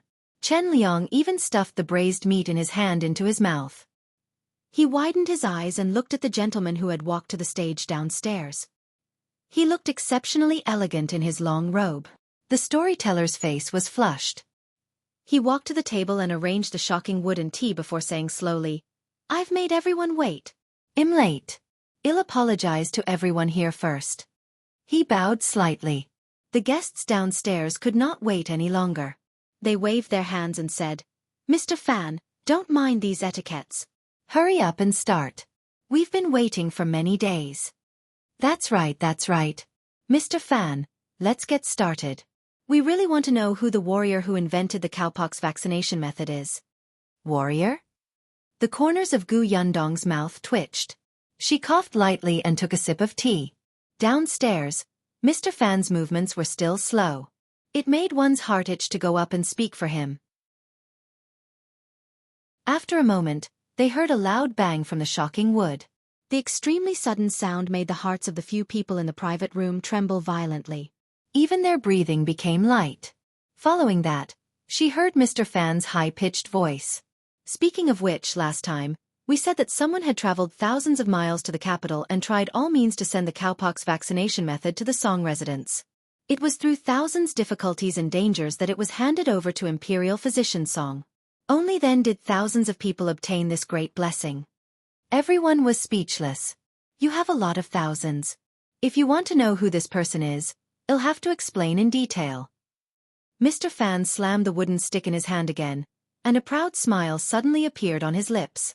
What everyone didn't expect is that this person is actually from our Xuanhe Prefecture. If you find any errors, ads pop up, ads redirect, broken links, non-standard content, etc., please let us know report so we can fix it as soon as possible. Chapter 1030. Anger vented what? Everyone was shocked. "Mr. Fan, are you serious? This warrior who invented the cowpox vaccination method is from our Xuanhe Prefecture? Oh my god! It's actually someone from our side. There's such a talent in Xuanhe Prefecture. Ha ha ha, so it's our fellow countrymen. Our Xuanhe Prefecture is going to be famous. Mr. Fan, hurry up and say it. Maybe you'll say it. I even know this person." Mr. Fan looked at everyone's excited expressions with satisfaction. Not to mention them, even he was proud when he found out about this. If there was a capable person in his hometown, wouldn't he be proud? He laughed. Perhaps many people know this person's identity. Mr. Fan waved his hand. Everyone knows about Shao's, right? That's right.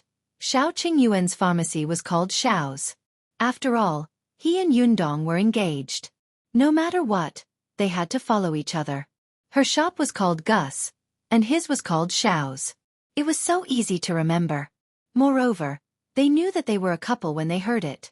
When everyone heard Shao's, they immediately lowered their heads and whispered. Some people present knew about Shao's, but some did not. However, in the private room on the second floor, Chen, Liang and the others were extremely familiar with this name. A few of them had stayed in the backyard of Shao's yesterday. The group of people looked at each other. In the end, they focused their gazes on Gu Yundong. The latter pursed her lips. Continue listening? Downstairs, Mr. Fan's voice continued. This Shao's was open from Fengkai County to our Xuanhe Prefecture. The owner of the pharmacy, Shao Qingyuan, is a handsome and extremely smart person.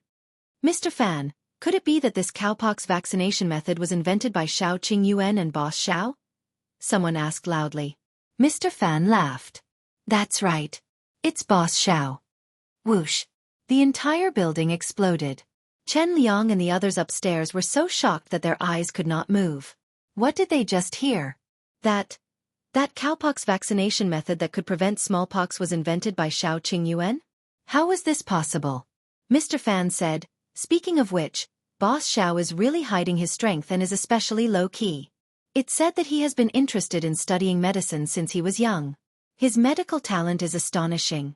Others have to memorize a medical prescription 30 to 50 times, but he memorized it after looking at it once. He can recognize those herbs that look similar after looking at them once. Let's just say that last year, there was a quack doctor scamming people in Liang County. Everyone knows that, right? That quack used weeds to replace medicinal herbs.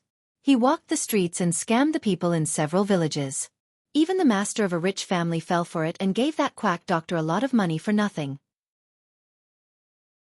However, he didn't expect that retribution would come from the heavens.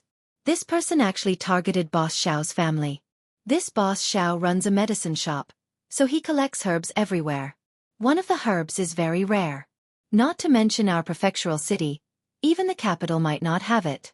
When Boss Shao heard that this quack had it, he wanted to buy it at a high price. He didn't expect this medicine to be fake. Boss Shao saw through it at a glance. Then, he realized that the herbs in this quack medicine basket were all weeds that looked similar to the original herbs. He directly got someone to send this quack to the officials, so that the man wouldn't continue to harm the commoners. What do you think Boss Shao did to vent his anger? If you find any errors, ads pop up, ads redirect, broken links, non-standard content, etc., please let us know report so we can fix it as soon as possible. Chapter 1031. Unpretentious Reason, Satisfying. Someone immediately echoed, Mr. Fan, you don't know, but I'm from the Jiao village. Back then, I saw with my own eyes that Boss Shao saw through that quack scheme and saved the lives of the entire village. Everyone turned to look at the person who spoke. That person wiped his tears. It's true. At that time, my son happened to catch a cold. In the end, that quack prescribed medicine. Not only did he not recover in 2 days, his condition even worsened. If not for young Master Shao, my son would have been killed by that quack. Mr. Fan nodded. That's right. Fortunately, young Master Shao appeared in time. Everyone instantly had a good impression of Shao Qingyuan. I didn't expect the owner of this Shao's to be so powerful. I've seen this Boss Shao before. He's very young. I couldn't tell that he has such ability at all. You don't know, but when Shao's opened, many doctors from the prefectural city went there. At that time, those doctors went crazy when they saw the herbs in the medicine shop. They said that they were all rare good herbs and wanted to buy them one by one. Moreover, they bought sacks of them. Really? Then shouldn't we go to Shao's in the future? Anyway, if I can't find the herbs in the future, I'll go to Shao's to take a look. Gu Yundong, who was upstairs, had sharp ears. She vaguely heard some words and immediately smiled in satisfaction. How powerful was this advertisement? In the future, Brother Shao would not have to worry about business in his shop at all. Mr. Fan also looked satisfied. He took a sip of water and continued, "Young Master Shao is a low-key person. He never said anything even after doing such a good thing. He quietly opened a pharmacy and bought herbs. Someone asked him why he opened 2 pharmaceutical shops instead of being a doctor since he's so talented in medicine. Guess how young Master Shao replied? How did he reply? How would they know? However, since Mr. Fan wanted interaction, they would reluctantly cooperate. Someone guessed, did Boss Shao say that he's young and is afraid that everyone won't believe that his medical skills are good? I think Boss Shao must have said that he likes to solve difficult illnesses. Those minor illnesses and pains are too simple. He wants to solve those difficult illnesses that can't be solved for more than 1,000 years, such as this method to prevent smallpox, right? Everyone felt that. What this person said made sense. After all, geniuses like to challenge those with difficulty. The corners of Mr. Fan's mouth couldn't help but twitch. Boss Shao wasn't as noble as you made him out to be. He shook his head and said, No. Boss Shao said that he wants to earn money. He likes silver, so he wants to open a pharmacy and earn big money. Was it actually such an unpretentious and refreshing reason? Wasn't it a little vulgar? Upstairs, Gu Yundong secretly snorted. Of course it had to be more vulgar. Otherwise, what if you think that my brother Shao is a compassionate and soft-hearted person? What if you all come to buy medicine without giving him money? Wouldn't Brother Shao suffer a huge loss if they were to use moral blackmail? Previously, when someone heard Mr. Fan say that Boss Shao had exposed the quack doctor, they felt that he was a great benevolent person. They thought that if they didn't have money, they could go to his pharmacy and cry for medicine. Now that Mr. Fan had said this reason, someone sighed in disappointment, but someone asked loudly, Mr. Fan, since Boss Shao doesn't like to be a doctor, why did he develop the cowpox vaccination method? If you find any errors, ads pop up, ads redirect, broken links, non-standard content, etc., please let us know. Report so we can fix it as soon as possible. Chapter 1032. Another good news, good question. Mr. Fan was shocked. It's definitely not a coincidence that Boss Shao developed this medical prescription. This Boss Shao has a subordinate. This subordinate has a particularly pitiful background. Initially, Boss Shao didn't know about it. He accidentally heard him mention it and found out that this person's family had all died of smallpox. That was why this subordinate was alone and drifted around until he met Boss Shao. Boss Shao had been with this subordinate for a long time, so they were like brothers. After knowing his background, he began to pay attention to smallpox. He thought that if there was a way to prevent this illness, no one would be as lonely and desolate as his subordinate from a young age in the future. He thought while he was eating, sleeping, or walking. In the end, he had a flash of inspiration. If people could get smallpox, what about animals? Pigs, cows, and sheep. What would happen if they were infected with smallpox? At that time, Boss Shao ran to the farm in the suburbs. He went to see the cows first and realized that cows would get cowpox. The men who had been raising cows would also get cowpox. The problem was that those who had been infected with cowpox no longer had smallpox. Don't you think this is rare? It turns out that those who had cowpox wouldn't have smallpox anymore. Boss Shao was extremely happy. This was a very important discovery. If it's true, wasn't this a way to prevent smallpox? However, Boss Shao was still worried. He's afraid that only the cows in our Xuanhe Prefecture had this effect. What if the cows in other places don't? In order to ensure that nothing went wrong, he went to Qingyuan Prefecture, Yongning Prefecture, Wanqing Prefecture, and other prefectural cities. The results confirmed that all the situations were the same. But that wasn't enough. If it hadn't been tested on human beings, then he couldn't be sure. At this moment, that subordinate of his volunteered to experiment on himself. Boss Shao didn't agree. What if something happened? In the end, this subordinate actually contracted the cowpox himself. Wow! The people below exclaimed. They did not expect this subordinate to have such courage. If it were them, they would definitely not dare to use such an unverified medical method. If they were not careful, they would even lose their lives. Mr. Fan wiped the corners of his eyes. This is called karma. Boss Shao went to find a way to prevent smallpox because of this subordinate. This subordinate returned the favor and trusted Boss Shao so much. He was willing to take the risk. What a touching brotherhood. Gu Yundong was speechless. Why was this last sentence so strange? It felt like something was wrong. Everyone nodded repeatedly when they heard that.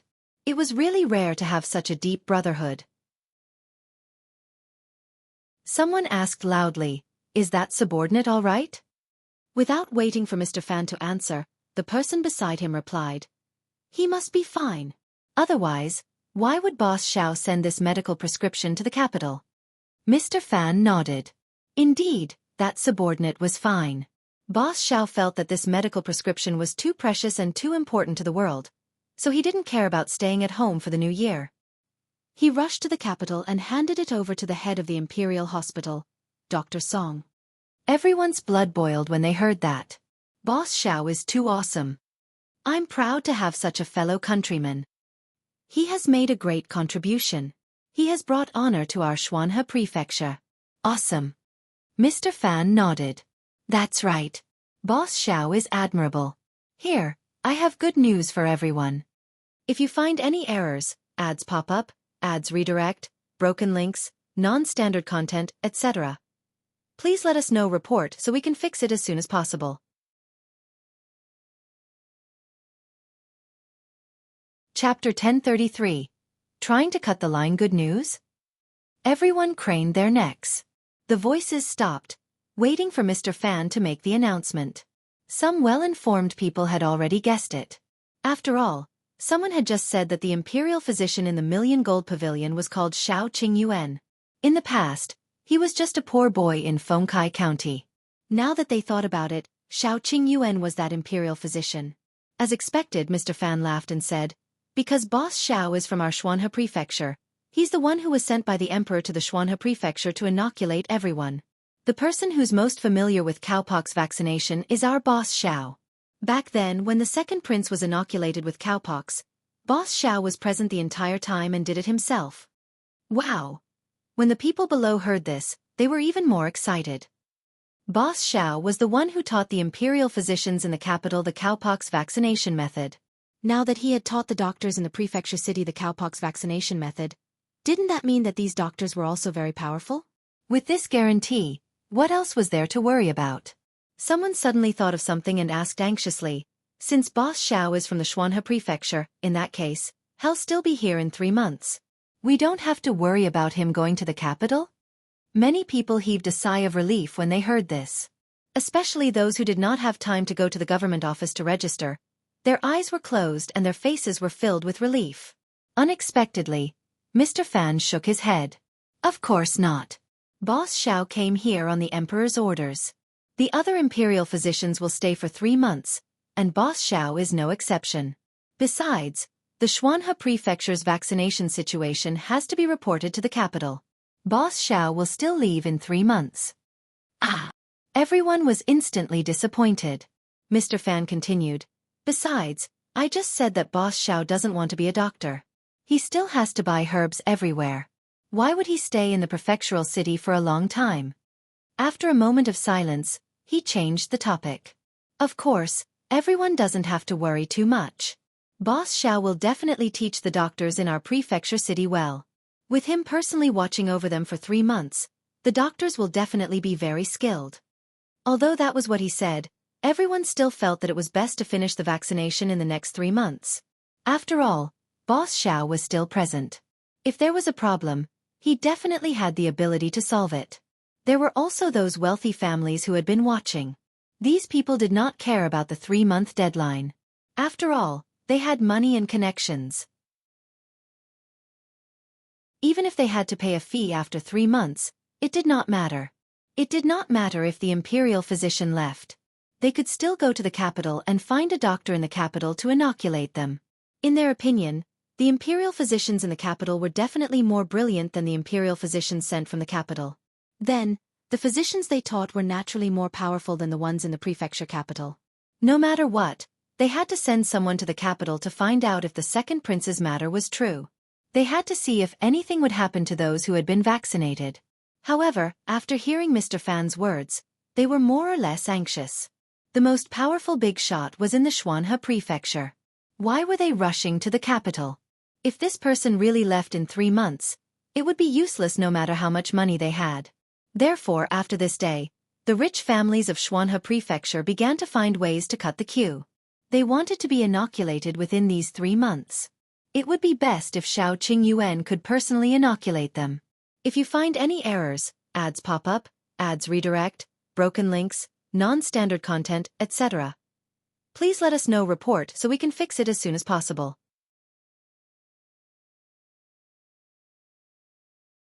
Chapter 1034. Chen Liang and the others shocked Yundong was very satisfied with the reaction downstairs. This was also the reason why the tea house announced that the story was to be continued after they finished talking about the cowpox vaccination method. The last story was actually for the ordinary citizens to hear. These people cared about the deadline, connections, and money. This time, it was for these powerful families to hear. What they cared about was a safer and more reliable method. She believed that after so many days, the people they had sent to the capital to gather information should have returned. Knowing that the capital was also being vaccinated, they should be anxious. Yundong took a sip of tea calmly. However, the others in the private room were completely stunned. Chen Liang and the others were all in a daze as they stood there motionless. After a long time, Mr. Fan's heavy blow downstairs ended the story. Chen Liang and the others suddenly regained their senses. However, in the next moment, they all looked at Yundong excitedly. Their voices were trembling. Yundong, is what he said true? That cowpox vaccination method was created by Qingyuan? Yes. Yundong nodded. At the side, Chen Jinbao finally heaved a sigh of relief and said to his father in dissatisfaction, "That's why I said that there's no need to be anxious. Our village will definitely be able to take turns. There's definitely no problem. You're still anxious with me and insisted on coming to the prefectural city personally. Aren't you afraid of exhaustion?" As soon as he finished speaking, Chen Liang hit his head hard. "Your words are unclear. It would be strange if I wasn't anxious." After reprimanding his son, Chen Liang suddenly chuckled again. "It's actually Qingyuan. Ha ha ha, it's actually Qingyuan. He discovered a way to prevent smallpox. In the future, there won't be any kids that can't be saved. We old things don't have to be afraid of being chased out of the house by our children if we get smallpox." He smiled and choked up again. "Good, this is great, this is really great." Chen Jinbao quickly said, "Father, do you think he'll chase you out of the house?" Chen Liang acted as if he did not hear him at all. He cried and laughed at the same time. "Ha ha ha, our village has produced an impressive person. That kid is promising. He's too promising." Yundong sighed with emotion. Chen Liang was indeed worthy of his name. He could be considered a very conscientious village chief. When the others heard this, they could not help but nod repeatedly. They even said excitedly, "Yes, yes. I didn't expect Qingyuan to be the one who did this. From now on, our village will be famous. Our village has long been famous. Didn't you see how many people from the surrounding villages came when the Gu family's workshop was recruiting? But now, it's even more famous. No wonder Qingyuan suddenly left before the new year. He was gone for a few months. So he went to the capital. Hey, did you guys hear what the storyteller said just now? He said that Qingyuan personally vaccinated the second prince. In that case, he has seen the emperor and the prince, right? Right. When everyone heard this, wasn't that so? The wolf cub whose parents didn't dote on him and didn't even have enough to eat had actually gone to the capital to see the emperor. How lucky was he? Wait. Madame Wan suddenly said, "Well, Qingyuan lived so hard in the past and no one helped him. Everyone in the village called him a wolf cub. Then, will he still inoculate us?" If you find any errors, ads pop up, ads redirect, broken links, non-standard content, etc., please let us know report so we can fix it as soon as possible.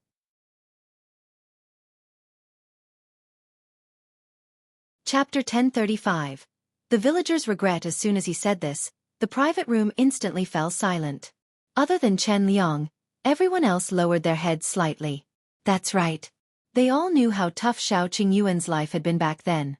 Because he was cold to everyone, anyone who offended him would not have a good ending. When he attacked, it did not matter if they were children or old people. Therefore, the entire village avoided him, especially as parents. They warned their children to stay away from him. Shao Qingyuan was not the kind of person who would repay evil with kindness. He was cold to begin with, and he was completely willing to ignore the lives of the villagers. In an instant, all the villagers present regretted it. Chen Liang sighed secretly and said, "Qingyuan isn't as petty as you think. Isn't our relationship eased now? If you really feel that you've let him down in the past, treat him better in the future and care more about him. If he needs any help, go and help him. This shouldn't be difficult, right?" The others hurriedly shook their heads. "It's not difficult, it's not difficult. We've long stopped treating him as a wolf cub." Really? This was true. Ever since Shao Qingyuan was engaged to Gu Yundong, he had become much more friendly. When the villagers called him on the way, he would reply. Moreover, after what happened at the Li family last time, everyone knew what kind of person old Master Li was. They felt more pitiful for Shao Qingyuan. Gu Yundong also said, "Brother Shao is busy, so he definitely can't help everyone in the village get vaccinated. However, there are still Ah Zhu, Dr. Xiong, and the old doctor from the county. Isn't the Li family going to hold a wedding soon? Brother Shao and I will go back for a few days. When the time comes, we'll bring Ah Zhu and the others back to help everyone get vaccinated before returning to the prefecture." Most of the people in Yongfu village were actually quite good. Although there were some **T stirrers, the cowpox vaccination was an order from the higher-ups. There was no need to cause more trouble. Hearing this, everyone heaved a sigh of relief. They didn't want Shao Qingyuan to do it himself. There were so many people in the village, and it was too much work. However, with him around they could finally calm down. On the other hand, Chen Liang was a little surprised. The Li family is holding a wedding. Are you going to participate? The second branch of the Li family didn't seem to have a good relationship with Shao Qingyuan, right? Not only him, but the others also had strange expressions. Gu Yundong nodded. "Yes, we're going to attend. The Li family invited us. Coincidentally, we're also going to perform cowpox vaccination on everybody, so we'll make a trip to the Li family." Chen Liang felt that things were not that simple. Why would the Li family invite Shao Qingyuan and Gu Yundong out of the blue? However, Gu Yundong did not say much, so he did not ask further. In short, they would return from the prefectural city with good news. The storytelling downstairs had ended, and the guests left the tea house one after another. Although there were still some who stayed behind to discuss loudly, at least the road out was no longer blocked. Gu Yundong led Chen Liang and the others downstairs. After leaving the tea house, Chen Liang said, "Yundong, it's all thanks to your care that we came this time. Since Qingyuan is busy, we can't disturb him. Now that we know that he's the Imperial physician from the capital, we're finally relieved. Everyone is waiting for our news in the village. We'll go back now." Gu Yundong asked, "Are you leaving now?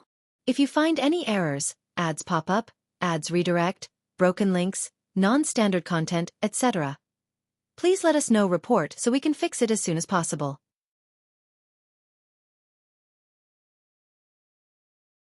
Chapter 1036.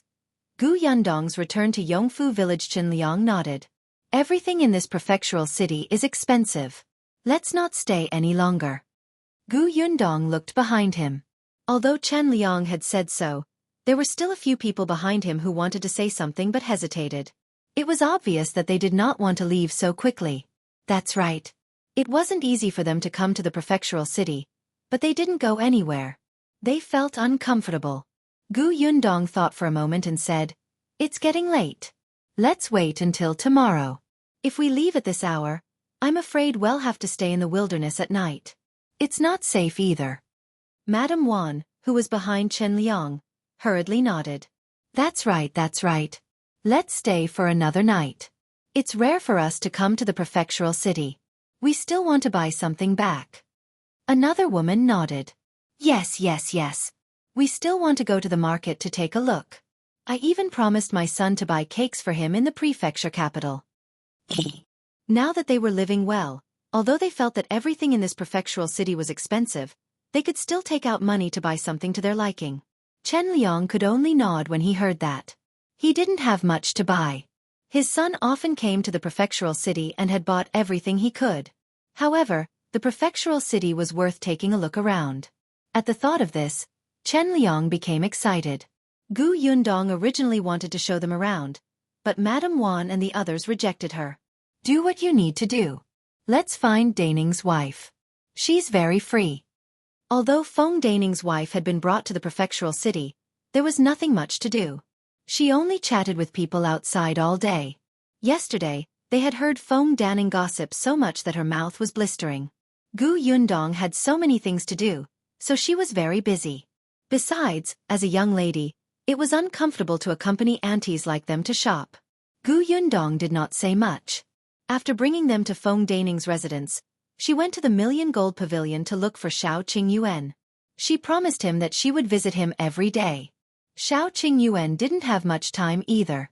He came out to meet her and heard her talk about Chen Liang and the others coming over. Then, he returned to the Million Gold Pavilion to work. Chen Liang and the others left early the next morning. When Gu Yundong went to send them off, he saw that they were carrying bags of various sizes. They must have bought a lot of things. As soon as they left, Gu Yundong got busy. Zhuangzi and Su Changshan had already been vaccinated in Gus' shop. They would go home to rest for the next 2 days, so Gu Yundong personally came to the shop to take charge. A few days later, Su Qing and the others also got Ah Zhu to inoculate them. She then went to New Tea Pavilion to help. There were clearly fewer guests in New Tea Pavilion these few days. After all, such a big thing had happened in the city, and many young ladies from big families had already begun to be vaccinated. After the storyteller explained Shao Qingyuan's identity that day, more than half of the large families in the prefecture capital went to Shao's. Unfortunately, Shao Qingyuan had always been in the Million Gold Pavilion. Only Zhang Bao, Ah Zhu, and the others were in the pharmacy. As such, these people could only look for the prefecture magistrate and request to cut in line. After being put in a difficult position, the prefecture magistrate adjusted the daily limit of 200 patients, finally letting these people heave a sigh of relief. However, what they didn't know was that this was originally part of the prefecture magistrate's plan. There were 200 spots a day. How many people would there be by the 6-month deadline set by the emperor? Therefore, prefecture magistrate Dai posted another notice at the city gate, indicating that after repeated discussion, he had decided to follow the will of the people. In order to not let everyone be in a panic, the doctors would receive more people for vaccination every day when they still had the energy. But because of this, Shao Qingyuan was even busier. However, after half a month, he still walked out of the Million Gold Pavilion. The Li family's wedding was in 2 days. Gu Yundong and Shao Qingyuan planned to return to Yongfu village. If you find any errors, ads pop up, ads redirect, broken links, non-standard content, etc., please let us know report so we can fix it as soon as possible.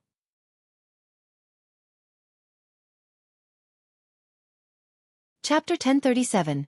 New worker this time. Only Gu Yundong, Shao Qingyuan, Dr. Xiong, and Ah Zhu returned. The group of people traveled light and arrived at Fengkai County quite early.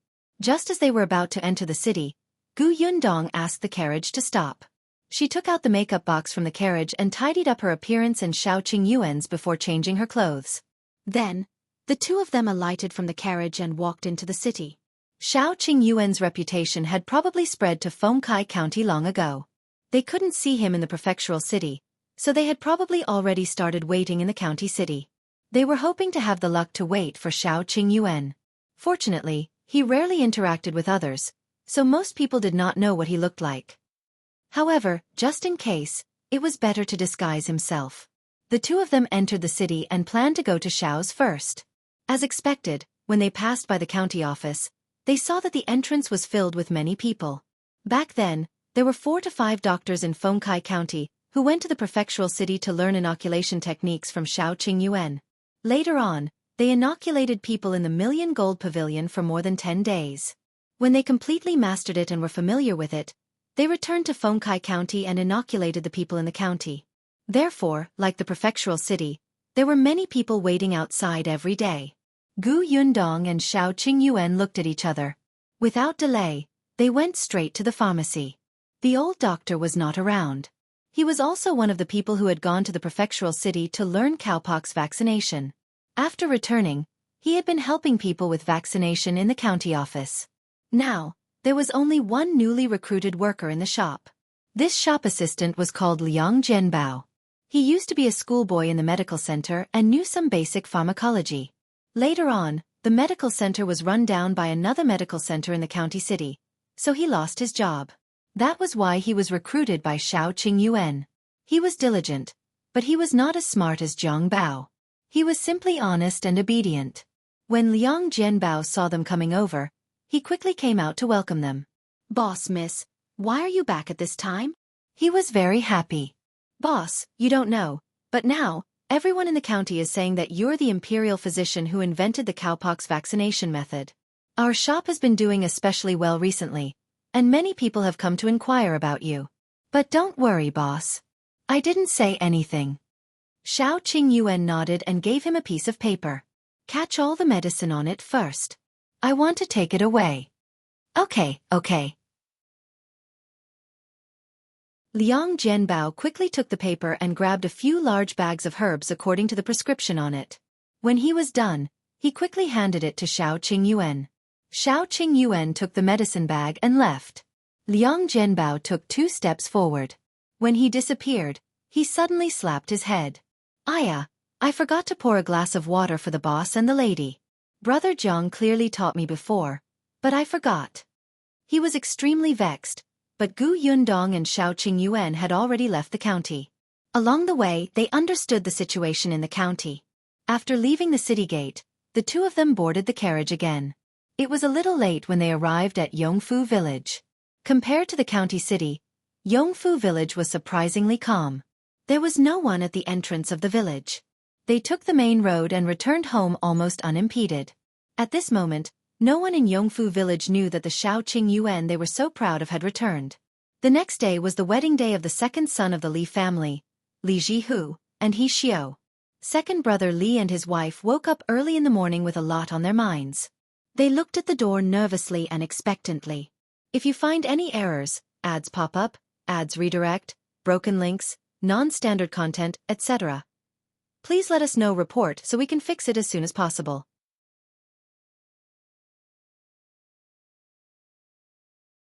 Chapter 1038. Joyous event of the Li family. Li Dunzi and Madame Du were still not sure if Shao Qingyuan would return. After Madame Dong sent the letter, he did not reply to them. As for Chen Liang and the others, although they knew that Shao Qingyuan would return to the village in the next few days, they were not sure when. Moreover, on the way back, Chen Liang had warned the 7 people who had followed him to the prefecture capital that day to keep their mouths shut and not tell anyone that Shao Qingyuan had returned to attend second brother Li's wedding. Otherwise, when everyone found out, they would all come to Yongfu village to wait for him.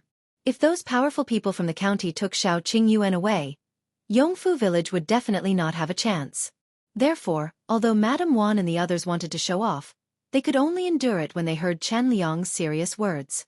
However, they knew that Shao Qingyuan was coming to attend Li Zihu's marriage, so they came to the Li family early in the morning. Li Dunzi and his wife were very surprised. They had invited many people from the village, but many people had said that they were not free back then. Why were there so many people now? Moreover, they were villagers who were popular in Yongfu village. When his son set off to fetch the bride, even the village chief came over. Li Dunzi hurriedly welcomed him in, while Madame Du continued to wait at the door. When the villagers saw that Chen Liang had actually come to attend second brother Li's wedding, they were all shocked. Some people were curious, so they brought a few eggs and vegetables to congratulate him. The Li family was especially lively for a moment, causing Li Dunzi and his wife to heave a sigh of relief. The bridal escort team returned very quickly. The Li family specially borrowed an ox cart to pick up the bride. He Xiao sat on it with a red veil, but there was no joy on her face under the veil. Her back was sore from sitting all the way, and Lan Huar, who had just gotten married not long ago, was carried away by the big red sedan chair. He Xiao still had a deep impression of that scene back then. Now that she was getting married, it was fine if she did not have a bridal sedan chair. But this ox was even an old ox. She did not know if it was because it was not feeling well. As she pooped along the way, she almost could not help but come down and walk on her own.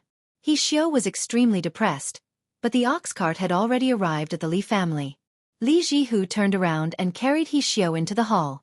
Li Dunzi and Madame Du's faces were filled with joy, but they were a little anxious. Why wasn't Shao Qingyuan here yet?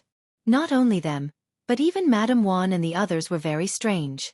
They all went to Chen Liang's side and asked, "Village chief, didn't Yundong say that they would come today?" It's already the wedding ceremony. Why haven't they appeared yet? Chen Liang was also confused. He thought for a moment and said, "Were they delayed by something? Did they not make it back in time?" "It's possible. Fortunately, I didn't say that they would return to Yongfu village today. Otherwise, people would think that I was lying to them. Why don't I go to their house and see if they've come back?" Just as they were talking, Chen Liang looked up and saw his son enter. Chen Jinbao walked straight to their table and sat down. He took a glass of water and drank it himself. Chen Liang then asked, "Are Yundong and Qingyuan back?" "Yes." The person beside him was surprised. "They really went back? Then why didn't they come over?" "What are you saying? Don't you think about how famous Shao Qingyuan is now? If he comes at this time, will the new couple still hold the wedding? No matter what, he has to wait for the wedding to end before coming. Otherwise, if this wedding can't be held, won't the Li family blame them?" These words made sense. If you find any errors, ads pop up, ads redirect, broken links, non-standard content, etc., please let us know report so we can fix it as soon as possible.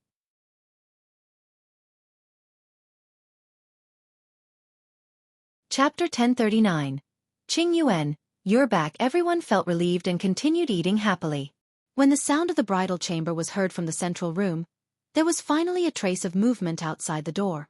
Chen Liang and the others looked up and saw a man and a woman at the door. Everyone who was eating in the courtyard was suddenly stunned. A moment later, someone suddenly shouted, "Wolf cub! Ah no, Qingyuan, you're back?" As soon as he finished speaking, everyone present stood up and rushed towards him. However, Shao Qingyuan's face was still as cold as before, and his entire body exuded an aura of no strangers. In the end, everyone stopped 2 steps away from him. However, everyone looked at him with exceptionally fervent and excited expressions. Their gazes were exceptionally burning. "Qingyuan, we've all heard that you're the doctor who invented the cowpox vaccination method." Yes. I heard that you went to the capital and entered the royal palace to see the emperor, right? What does His Majesty look like? Is he so mighty that no one dares to look up? Qingyuan, I didn't expect you to have such ability. You even know how to treat illnesses and save people. You're much better than the doctors from the county. Why didn't you say anything? None of us knew that you actually know medicine. Qingyuan, why are you back at this time? Didn't you say that you would stay in the prefectural city for 3 months? Did you come back to inoculate us? Yes. We were all waiting for you to come back. Everyone was especially excited when they heard about you. The villagers were very enthusiastic. These people, who had originally been cold and distant to Shao Qingyuan, now looked at him as if he was a treasure. If not for the fact that they were still a little afraid of Shao Qingyuan, they would have reached out to touch him and see if they could get some luck. Gu Yundong's lips twitched as she watched from the side. In the past, this treatment belonged to her. Sigh, these people liked the new and hated the old too quickly, right? Shao Qingyuan, who was standing beside her, couldn't help but reach out and squeeze her. Then, he looked at the people in front of him and said, "Can we go in now?" "Ah, yes. The person in front of him hurriedly stepped back and welcomed him in. Shao Qingyuan took a few steps and Chen Liang finally arrived in front of him. "I thought you wouldn't come back." "We agreed," Shao Qingyuan said as he followed Chen Liang's actions and sat at their table. Everyone found it strange. Are they also here to attend the Li family's marriage? No way. Isn't Shao Qingyuan at odds with the Li family? Why is he here? He doesn't get along with first brother Li's family, but he shouldn't have much of a grudge against second brother Li, right? However, there was no need for them to get along well, right? Shao Qingyuan had suffered so much when he was young, but Li Dunzi and his wife had never helped him. It was said that they were very dissatisfied with old Li doting on Shao Qingyuan. Everyone was guessing. Li Dunzi and Madame Du, who had heard the commotion, had already run over quickly and rushed in front of Shao Qingyuan. However, when they really stood in front of them, they felt a little uneasy. Qingyuan Yundong, you're here? Previously, they were also afraid of Shao Qingyuan and his wife, but in order to make their family situation better, they mustered their courage and threw out bait to invite them over. However, they did not expect to hear some time ago that the cowpox vaccination method was created by Shao Qingyuan. How could that be? If you find any errors, ads pop up, ads redirect, broken links, non-standard content, etc., please let us know. Report so we can fix it as soon as possible.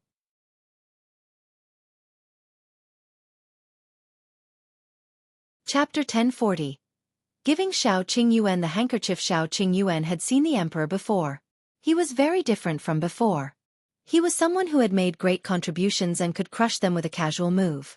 Not to mention that they only had a handkerchief that was originally his. Even if they had gold and silver, they would have to obediently hand it over if Shao Qingyuan wanted it. Therefore, at this moment, Li Dunzi and Madame Dust's bodies were trembling slightly, and they were extremely afraid. Unexpectedly, Gu Yundong raised her hand and handed her a bag of pastries. Congratulations! Madame Du was stunned and in disbelief. It was only when Chen Liang pushed her that she suddenly reacted and hurriedly took it with both hands. Her smile was exceptionally bright. Look at how polite you are. You even gave me such a big gift. Quick, please come in. The banquet has already started outside. There's still an empty table in the room. Go and sit there. She was happy. There was a red packet on the pastry. There must be money inside. Unexpectedly, not only did Gu Yundong not force them to hand over the handkerchief, she even gave them so much face in front of everyone. Li Dunzi and his wife heaved a sigh of relief. In the future, they would not be in a dilemma in this village. Gu Yundong smiled and walked in with Shao Qingyuan. She was speechless when she saw the expressions of Li Dunzi and his wife. They were not the kind of unreasonable bandits who would snatch and plunder. The second branch of the Li family did not have much of a grudge with them. The second branch had a handkerchief in their hands, and they needed this handkerchief. They would give a red packet in front of everyone and treat it as buying the handkerchief from them. Everyone would just take what they needed. The two of them entered the central room. The people outside wanted to follow them, but they were stopped by Chen Liang. All right. Today is the Li family's big day. Let's talk after the banquet is over. Madame Wan and the others also said, That's right. If you don't want to eat, Qingyuan and Yundong still want to eat. When everyone heard this, they could only suppress the excitement in their hearts and silently return to their seats. However, the buzzing discussion never stopped, and their gaze was fixed on the central room. Unexpectedly, not long after, Shao Qingyuan and Gu Yundong stood up and followed Madame Du into the room. Where are they going? To see the bride? That didn't make sense. Wasn't the bride in the other room? Shao Qingyuan was really not interested in the wedding banquet. He was here for the handkerchief. After taking 2 sips of wine, the two of them followed Madame Du to the main room. As soon as they entered, Madame Du closed the door and locked it. Then, he took out a key and opened a coat box in the corner. He lay inside and took out a small box. Then, he used another key to open the box. She had hidden it very well. Not only were there 2 locks, but there was also a compartment in the last box. The handkerchief was taken from that compartment. Gu Yundong guessed that the compartment should have been used to hide money, but there wasn't any money now. Madame Du heaved a sigh of relief and handed the handkerchief to Shao Qingyuan. She said, This is the handkerchief you wore back then.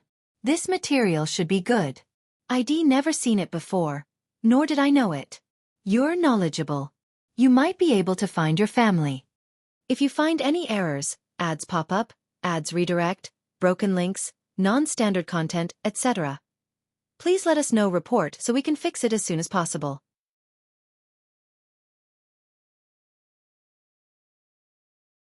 Chapter 1041. Shao is in Shao Qingyuan. Shao Qingyuan took it and touched it. It was indeed a comfortable material, even better than what they were wearing. He handed the handkerchief to Gu Yundong. Gu Yundong had helped Shen Citian sell embroidery in the cloth shop in the prefectural city a few times and had seen a lot of materials, but this, she had never seen it before. Could it be that this material didn't even exist in the prefectural city? Gu Yundong flipped her hand and found a word embroidered on the corner of the handkerchief. Shao. Shao as in Shao Qingyuan. She frowned slightly. Gu Yundong remembered that the deceased wife of the Tao family was surnamed Shao. As expected, did this handkerchief belong to the Tao family? Gu Yundong was a little disappointed, but she still carefully put away the handkerchief. When Madame Du saw this, she couldn't help but say a few more words. When you were carried back, the clothes you were wearing were very exquisite. One look and you could tell that you were a child from a rich family. Your complexion is also good. Your original family shouldn't have to worry about food and clothes. Gu Yundong thought for a moment and asked, then did Brother Shao have anything else on him? Was he dressed neatly at that time? If old Li had changed Shao Qingyuan and third young Master Tao's clothes in a hurry, their clothes might have been a little messy. It had happened too long ago. Madame Du frowned and thought for a moment before continuing. It's not very messy, but you should know that my father-in-law came back in a hurry with a child. He definitely wasn't too neat. As for whether there's anything else on him, it should be gone. Gu Yundong sighed inwardly. It seemed that there were not many clues. All right, we understand. Thank you for giving us the handkerchief. It's getting late, so we'll go back first. Madame Du opened her mouth, wanting to let them stay a little longer.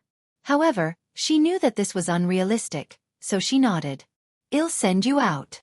She opened the door again. There was a table outside.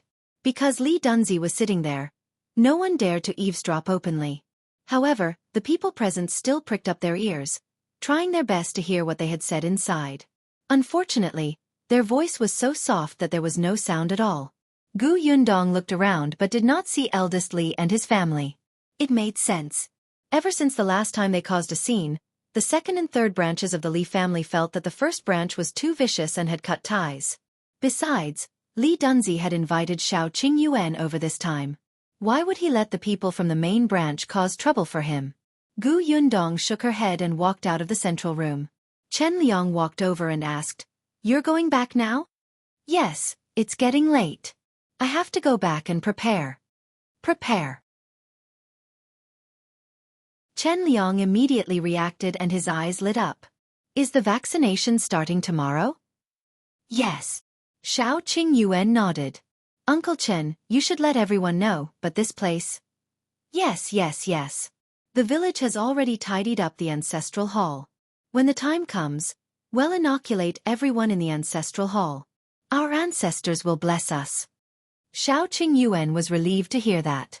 He told Chen Liang about other matters before leaving the Li family with Gu Yundong.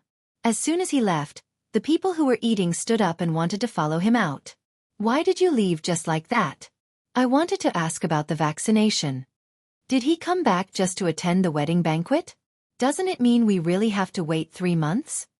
Seeing that someone was about to leave, Chen Liang hurriedly coughed and said, "Everyone, quieten down.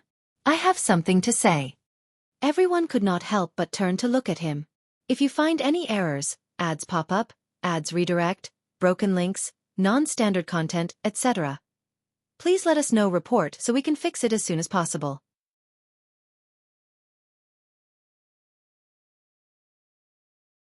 Chapter 1042. She's the only one unhappy, Chen Liang said. Qingyuan said that our Yongfu village will start the vaccination tomorrow. The venue is over at the ancestral hall. Everyone can queue up tomorrow morning. Everyone was overjoyed when they heard that. "What time is it? Will they really inoculate us?" Chen Liang nodded. "Tomorrow at 5 o'clock. After a pause, he continued, "I know that everyone has children and relatives in other villages. They also want to be vaccinated early. However, there's a limit to manpower. They have to keep a close eye on our village first, so don't tell the people from other villages to come over for the time being. Even if they come, they definitely won't be able to be registered." Everyone was a little disappointed when they heard that, but on second thought, it made sense. There were still hundreds of people in their village, and Shao Qingyuan had to return to the prefectural city. If people from other villages or even county towns came, the local villagers would have to queue at the back. Chen Liang continued, "There's one more thing I have to make clear to everyone. Qingyuan is alone. He can't inoculate everyone. Therefore, Dr. Xiong and the others are going to do it. They were all personally taught by Qingyuan." Someone was immediately dissatisfied. Why can't he do it himself? If something happens to us... Chen Liang suddenly looked at that person and his voice turned cold. Then tell me, who is he going to inoculate? You. Or me? We've already been inoculated. Won't the others have to let him come? Can he handle it alone? Even in the prefectural city, he let those doctors inoculate the commoners. Why is it that when he comes to our Yongfu village, he has to work hard? This inoculation doesn't cost a single cent. If you're unwilling, go to the county city and queue up. You're pushing your luck. The person immediately shrunk his neck and did not dare to make a sound.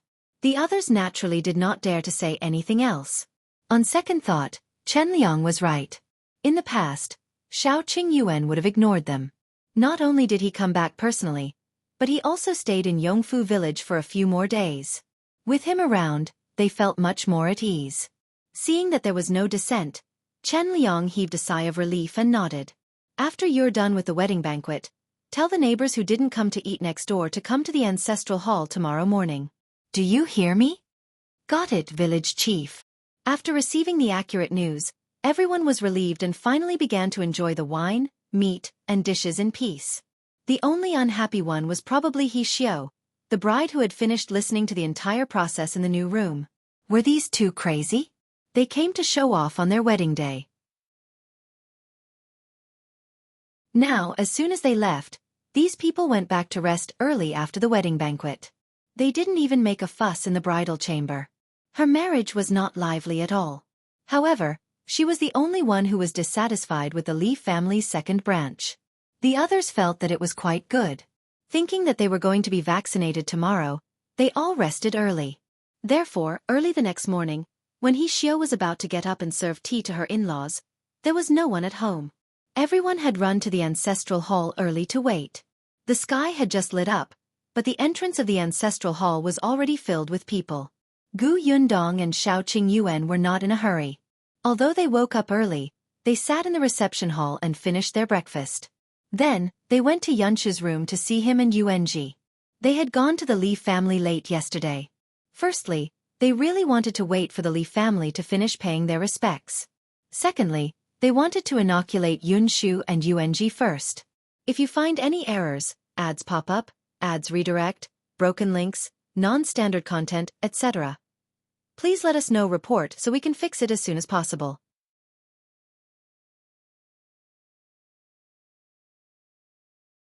Chapter 1043. Untrusted Ah Zhu. Yundong had already applied for leave for Yunshu and the rest. They might not be able to go to school for the next few days. However, Qingyuan was not in the school now. There were a few students in the school who had already lined up at the county office. After the vaccination, they rested at home. Therefore, even if Yunshu and the others went to school, most of the students were only learning on their own. The two little guys were still asleep and seemed to be in good condition. Yundong was slightly relieved and quietly left the room. Then, the two of them walked towards the ancestral hall. Chen Liang had already opened the door to the ancestral hall. The first to enter were Ah Zhu, Dr. Xiong, and the old doctor from the county medicine shop. The three of them were the ones who would inoculate the locals of Yongfu village. As soon as they entered, the villagers began to line up under Chen Liang's arrangements. However, these people were in dispute as to whose side they should be on. Most of them wanted to line up with Dr. Xiong. After all, Ah Zhu was just a servant in their eyes. He was also young, so how could he know about vaccination? Although the old doctor had already vaccinated a lot of people in the county city, he could not compare to Dr. Xiong, who had come from the prefectural city. However, Dr. Xiong had a bad temper. When he saw the long line in front of him, he immediately slammed the table and glared. Why are you all lined up here? Are you trying to tire me out? The people at the back of the line trembled. Their gazes were a little erratic and afraid. Some people quietly moved to the old doctor's side. Unexpectedly, when they looked up, the Zhang family, Chen Liang's family, and the He family at the front were lined up on Ah Zhu's side. The Zhang and Chen families had a good relationship with Yundong and Shao Qingyuan. The He family was also a shrewd family. When Yundong was building the road previously, they had changed their home base at the foot of the mountain with the village. Their three families actually went to Ah Zhu's side. Could it be that he was the one with the best skills among the three of them? Everyone was bewildered. Some people could not help but go over. However, some people were still determined to stand on Dr. Xiong's side. However, this way the number of people in the team in front of the three of them was about right. Tong Ping had also come over to help early in the morning. He had sent everyone a note with words written on it. There are too many people. It's difficult to wait here. Everyone, take this note. You can come back when your name is called. There's no need to wait here. It's fine to go out for a walk and come back later. Everyone held the note in their hands, but no one moved. Although he said that, what if they missed it? Besides, it was just waiting. It was not like they had not waited before. It did not matter. Therefore, even though the queue had already reached the outside of the ancestral hall, no one moved. At most, they would sit on the ground when they were tired of standing. As for food, there were also people at home who had survived smallpox when they were young. They did not need to be vaccinated, so they could help take care of it. Shao Qingyuan and Gu Yundong were the last to arrive. When they entered, they saw such a lively scene. When the villagers saw him, they immediately stood up and greeted, "Qingyuan, you're here. Hurry up and go in. It's already started inside." Shao Qingyuan nodded and led Gu Yundong into the ancestral hall. The moment the people inside saw him, their hearts instantly calmed down. Gu Yundong whispered, "See that? Your role is to calm everyone down." Shao Qingyuan asked, "When are we leaving? If you find any errors, ads pop up, ads redirect, broken links, non-standard content, etc., please let us know report so we can fix it as soon as possible."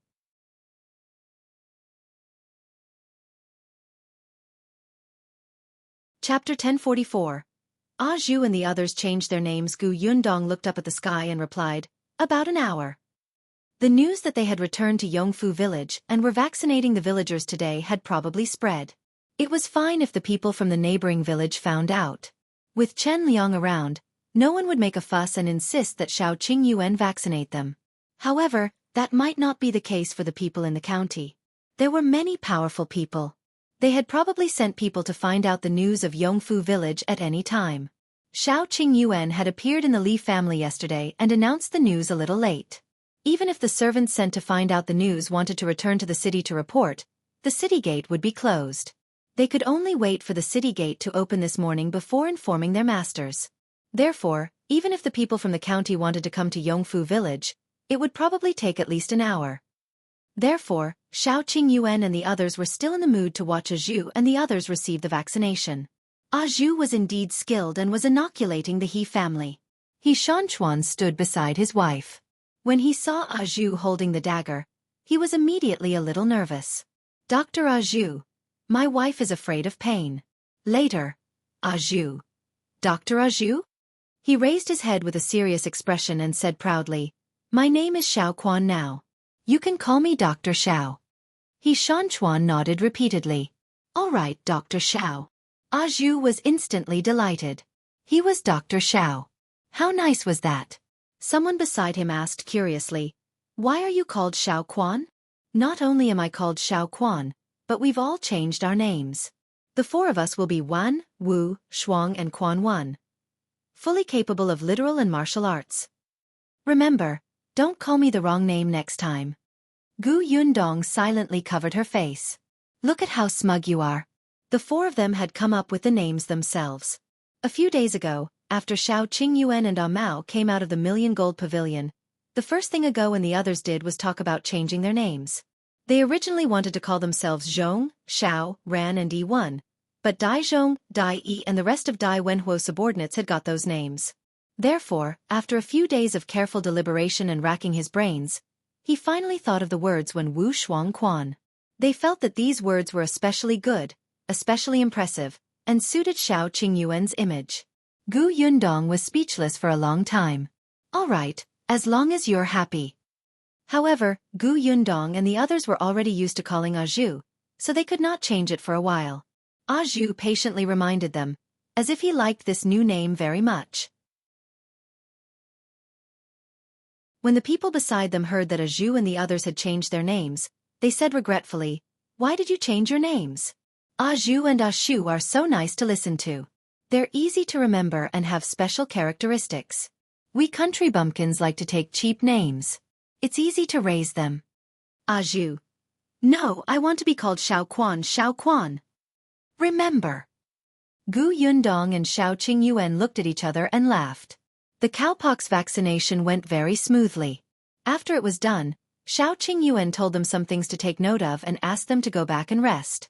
After saying it a few more times, everyone remembered it. Fortunately, it was not time for farming yet. 2 days of rest could still be spared. An hour later, someone ran over in a hurry and said loudly, "Oh no, there are a few carriages at the entrance of our village. They seem to be from the county. Are they here to look for Shao Qingyuan and take him away? If you find any errors, ads pop up, ads redirect, broken links, non-standard content, etc., please let us know report so we can fix it as soon as possible."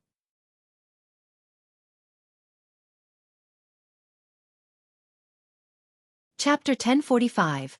Go hide. The villagers in the ancestral hall were shocked. They're really here? Why are they here so quickly?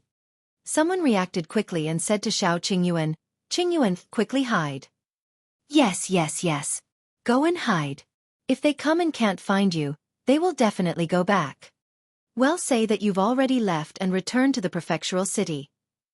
Everyone was talking at once and coming up with ideas. They were worried that Shao Qingyuan would be taken away by those powerful people from the county.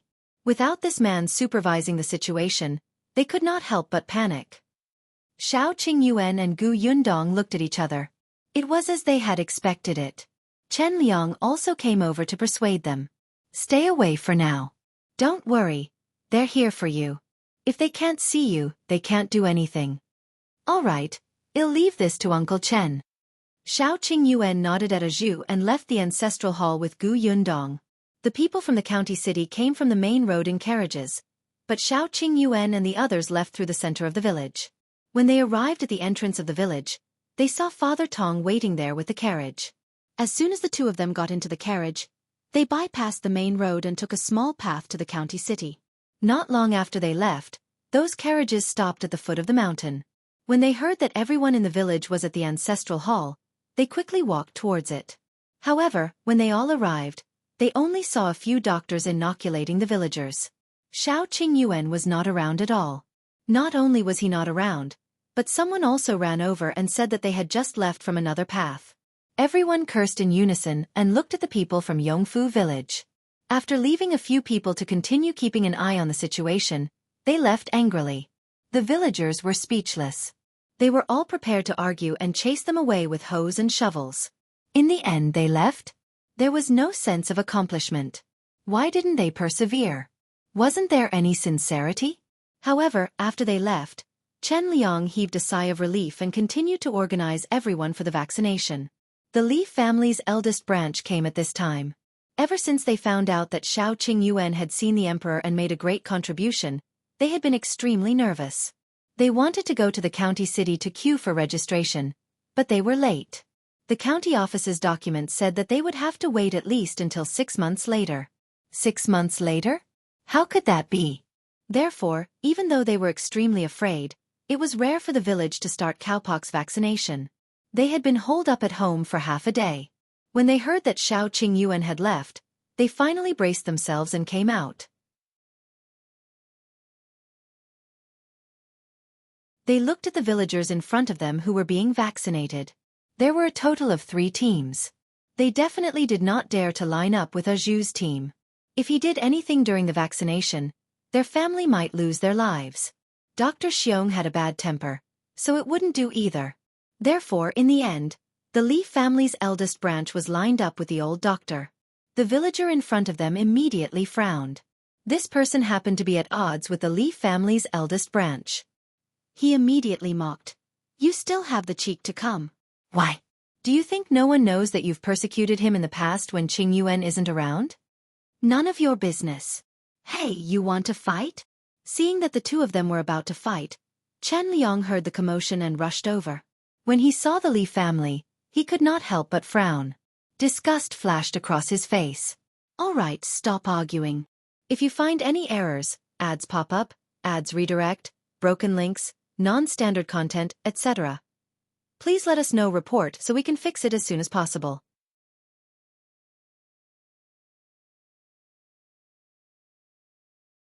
Chapter 1046. This troublesome thing Chen Liang did not chase them away. He was the village chief and the entire village had to be vaccinated. It was impossible for him to leave them behind. Besides, it wouldn't be good for Shao Qingyuan if word got out. What if someone in the Li family got smallpox? What would outsiders think of Shao Qingyuan? They would say that he was the one who invented the cowpox vaccination method, but in the end, someone in his village died from this illness? It was just vaccination. There was nothing to do with it. If you want the vaccination, be quiet. If anything happens, you'll be the ones to suffer. The people from the Li family's main branch immediately did not dare to speak. They could only line up resentfully and endure the pointing fingers of the other villagers. The subsequent inoculations went very smoothly. Even though the people from the neighboring village came after hearing the news, they knew that it was impossible for them to cut in line. They could only be envious. At that moment, Gu Yundong and Shao Qingyuan had already arrived at Fengkai County. As soon as the two of them arrived at the county city, they went straight to the Liu residence.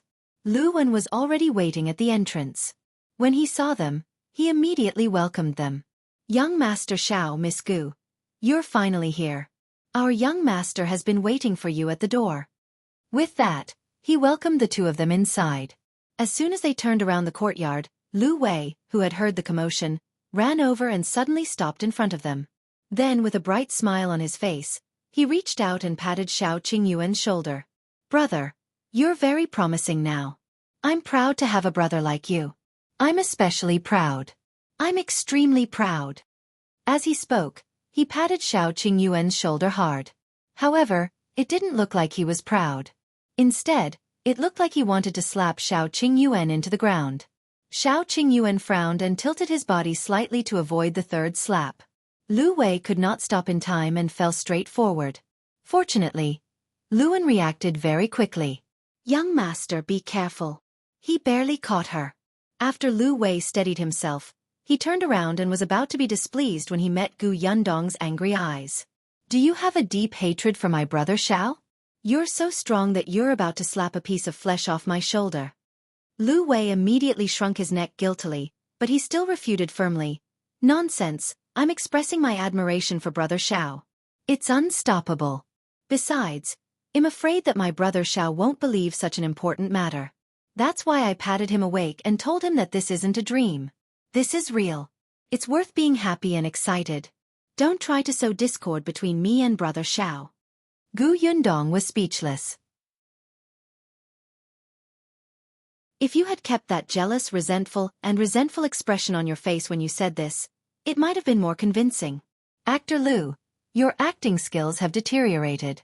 As he spoke, Old Master Liu also walked out with a smile. Young Shao, Gu girl, you're here. This time, you've caused quite a commotion. Not bad, not bad. I knew that you would definitely have a great future. Unlike our family's wastrel, who only knows how to eat, drink, and have fun. It's fine if he can't inherit the business, but he just has to be disobedient. What a troublesome thing. Gu Yundong glanced at Liu Wei. She finally understood why Liu Wei was so resentful towards brother Shao. Old Master Liu, if you want to educate your son, then educate your son. Don't compare him to someone else. As expected, as soon as Old Master Liu finished speaking, Liu Wei walked forward angrily. Old Master Liu snorted. You still have the cheek to lose your temper. If you find any errors, ads pop up, ads redirect, broken links, non-standard content, etc. Please let us know report so we can fix it as soon as possible.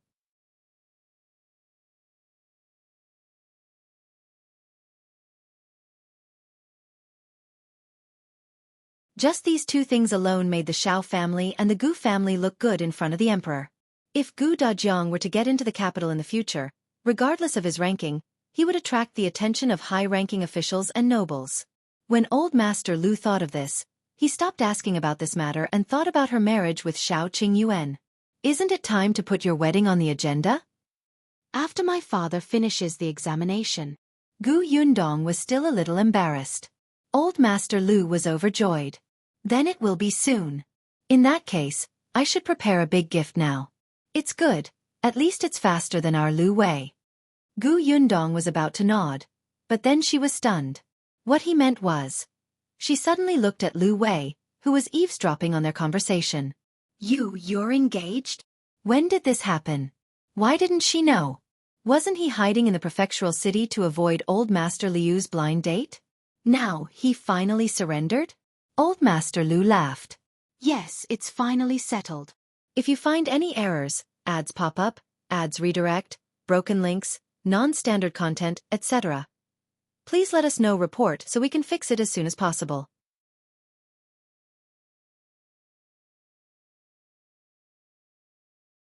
Chapter 1048. Let Gu Yundong accompany me. Gu Yundong was about to ask which family it was when he saw a servant coming to look for Old Master Liu. Old Master Liu could only instruct Liu Wei to entertain Gu Yundong before he left in a hurry. Only the two of them were left in the central room. Gu Yundong suddenly looked at him with a burning gaze. Liu Wei felt uncomfortable under her stare. After a long while he waved his hand and said, all right, I'll tell you. I'm indeed engaged. It happened a month ago. My father set it up for me. Which girl? Miss Zhang. Liu Wei was very dissatisfied. I don't know what medicine my father took, but he insisted on finding me a fierce wife. You don't know, but that Miss Zhang is especially fierce. I'm afraid of her. Gu Yundong was speechless. There was nothing she could do about this. Liu Wei looked like he had nothing left to live for. My father doesn't listen to me at all. He insists that I'm jumpy and that I have to find a wife who can control me. Then how can I live in the future? Gu Yundong wanted to laugh, but she tried her best to restrain herself. Forget it. He was already in such a miserable state. It was not good to laugh at him. However, they were still friends, so she asked a few more questions. Have you seen Miss Zhang? Do you have any feelings for her? I've seen her. She looks all right, but she's fierce and domineering. I don't like this at all. Gu Yundong frowned. But this was how it was like for a man and a woman to get married these days. Since they were already engaged, it meant that Old Master Liu had made up his mind. However, for Old Master Liu to take a fancy to her, that girl must have something outstanding that he admired. However, Liu Wei was very against this Miss Zhang now. Then, just as Gu Yundong was thinking about it, Old Master Liu rushed back. Unexpectedly, the first thing he said when he returned was to Liu Wei. A servant came to the Zhang family and said that they had obtained a wild deer. Young Master Zhang has held a banquet and invited you to join in the fun. What's there to hold a banquet for? I don't even want to eat anymore. I'm not going. Liu Wei refused without hesitation. Old Master Liu was furious. Who asked you to eat deer? I asked you to meet Miss Zhang. All the more reason for me not to go. I don't like her. Old Master Liu looked around, looking like he was looking for a stick. Seeing this, Liu Wei hurriedly jumped up and hid behind Gu Yundong. Father, you don't be rash. You're really an idiot. If you don't like her, you should meet her even more often. Wouldn't you like her if you talked to her more often? Let me tell you, I'm already tolerant enough of you. I even let the two of you cultivate your relationship before marriage. Don't be ungrateful. As he spoke, Old Master Liu's breathing began to quicken.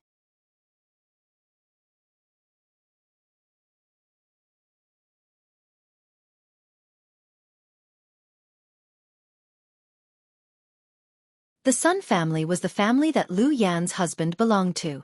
Liu Wei nodded. I understand, father.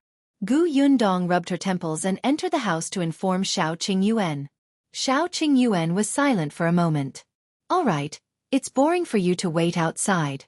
Just go take a look. Wait for me to come back. Okay. Gu Yundong walked out of the door again. Liu Wei was ready. The two of them got into the carriage outside. Since they were going to pick Liu Yan up, the carriage had to take a detour. Along the way, Gu Yundong did not want to talk to Liu Wei.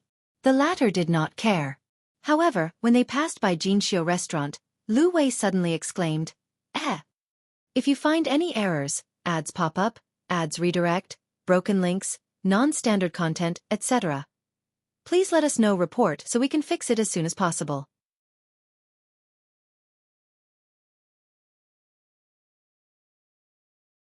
Chapter 1050.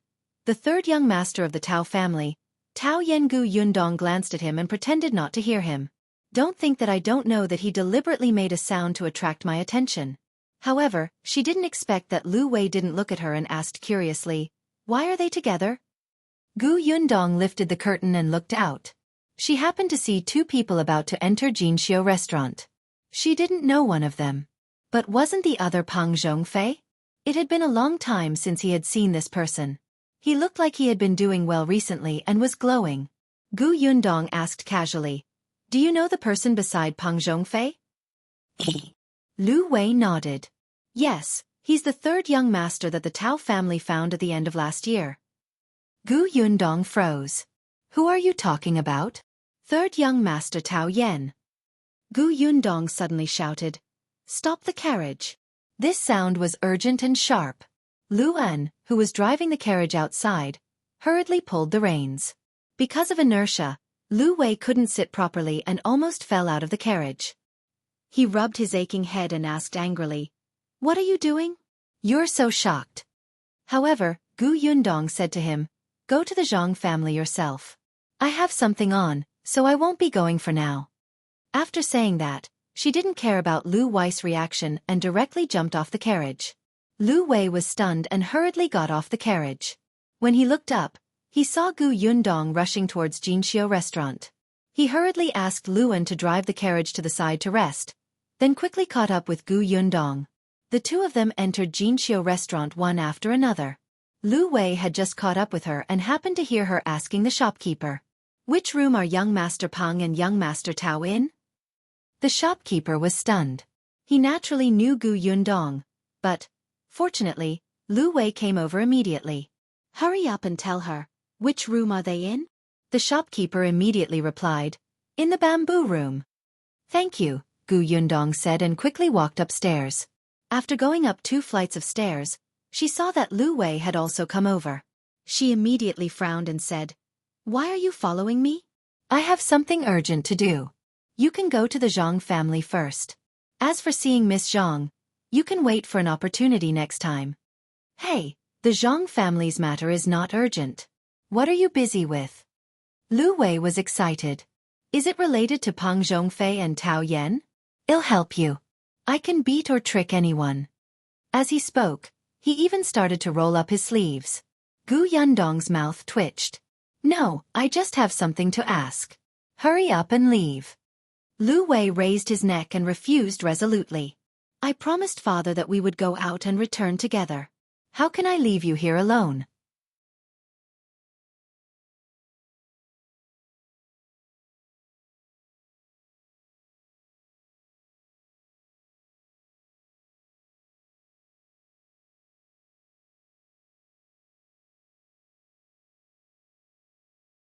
Chapter 1052.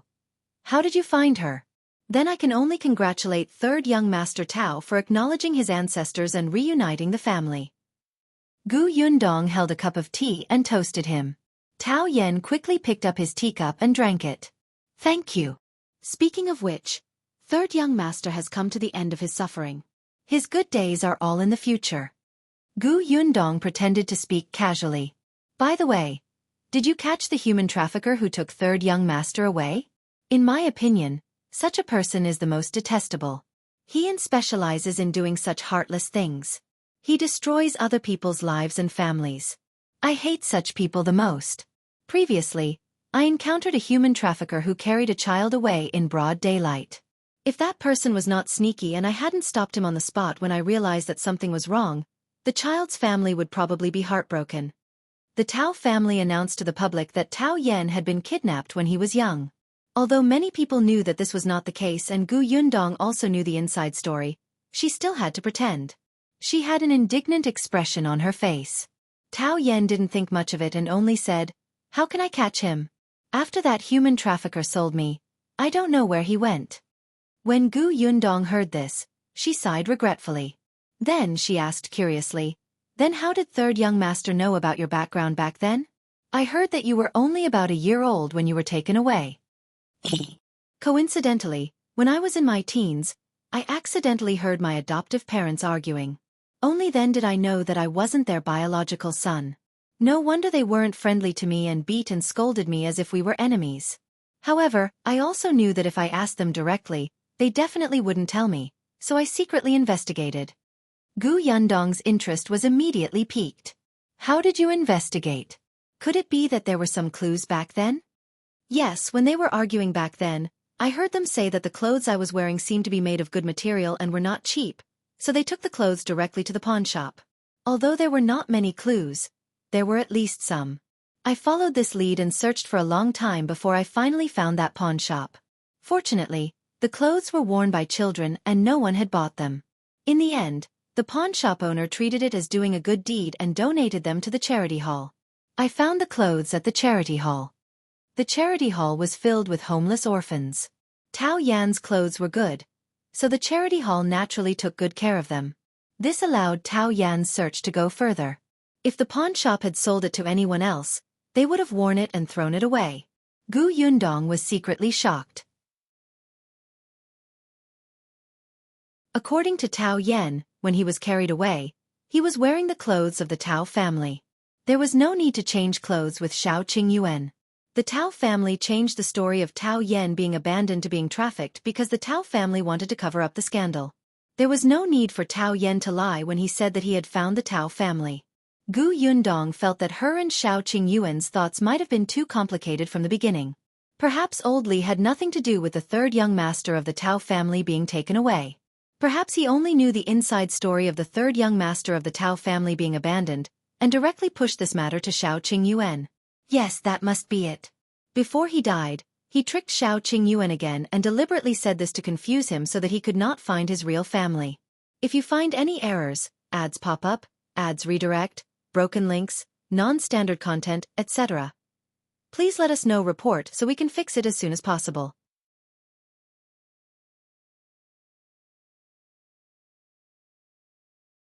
Chapter 1053. The handkerchief is Shao Qingyuan's. The more Gu Yundong thought about it, the clearer the clues in her mind became. If things went back to the beginning and all the clues related to the Tao family were removed, then the only thing that could prove Shao Qingyuan's background might be the handkerchief that Li Dunzi and his wife had hidden. The handkerchief belonged to Shao Qingyuan, and it was given to him by his family. But why did old Li do this? It could only mean that he had a grudge against Shao Qingyuan, or against Shao Qingyuan's family. Gu Yundong's eyes grew brighter and brighter.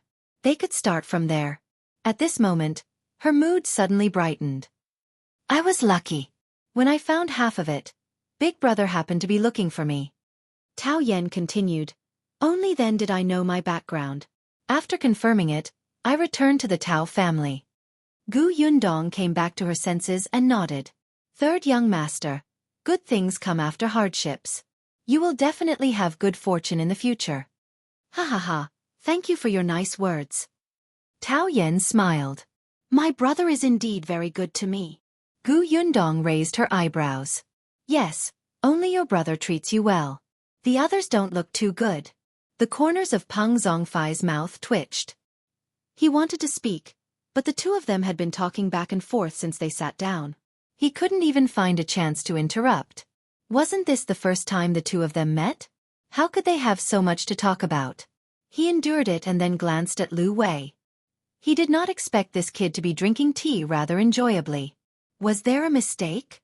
Even if he was treating, even if this was the best tea in Jinxiu restaurant, there was no need for this guy to be like this, right? This is your restaurant. How dare you take advantage of me when you want to drink high-quality tea? Intolerable. Peng Zhongfei raised his leg under the table and kicked him hard. Cough, cough. Liu Wei was careless and the tea directly poured into his nose. He instantly exploded. Why did you kick me? Peng Zhongfei was speechless. He had used too much strength. He touched his nose guiltily and met the gazes of the other two. He said, I heard them chatting. When I got excited, I bumped into you. Why are you so excited? You're wasting my tea. So your point is this? Gu Yundong looked at Peng Zhongfei with a faint smile. It's my fault. I was too curious about third young master's strange background, so I asked a few more questions. By the way, it's rare to meet young Master Peng. I happen to have something to ask you for help with. Peng Zhongfei widened his eyes. What do you need my help with? He was so nervous that he stuttered. Why did she need his help? The first 2 times she had looked for him, something had happened to him.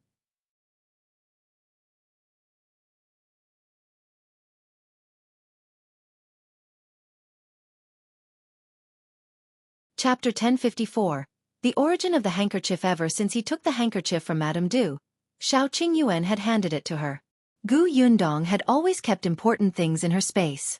The handkerchief was taken out of her space with the help of her sleeve. She handed it to Peng Zhongfei directly. Young Master Peng, your family runs a cloth shop, so you must be very familiar with fabric. Coincidentally, I just got a piece of fabric not long ago. I think this material is very good and feels very comfortable to touch. I want to ask young Master Peng, do you sell this material in your cloth shop? Peng Zhongfei secretly heaved a sigh of relief when he heard that. Luckily, it wasn't a big favor. Although he was a profligate son, he still had to manage his own business. Familiarizing himself with fabric was the most basic common sense. Therefore, Peng Zhongfei took the handkerchief confidently. Let me see. When he touched it, he felt that the material was indeed not bad. But, Peng Zhongfei frowned and looked at it carefully. Then his face turned red. Gu Yundong asked, Young Master Peng, do you know it? Don't be hasty. I haven't checked it carefully. Peng Zhongfei coughed lightly. He stood up and walked to the window. He looked at the light outside carefully twice. No one knew if he had figured it out or not, but he quickly sat back at the table and rubbed the handkerchief with both hands. Gu Yundong was speechless. Hey! Fortunately, he only rubbed it twice. However, Peng Zhongfei used his nails to scratch it twice. Gu Yundong could not take it anymore. She suddenly stood up, pulled his hand away, and retracted the handkerchief. She looked at it like it was a treasure. Thankfully, it wasn't broken, but there were traces. Gu Yundong looked at Peng Zhongfei angrily. Do you recognize it or not? If you don't ruin it for me, okay? Peng Zhongfei immediately nodded. Yes, of course. Gu Yundong, Liu Wei, and Tao Yan looked at him suspiciously. It took him so long to recognize it. I really recognize it. Peng Zhongfei was a little anxious. I've seen this material before, but our cloth shop doesn't have it. It's not just our cloth shop. I reckon even the prefectural city doesn't have it. This material is fabric from the Jiao kingdom. It's usually a present to our country.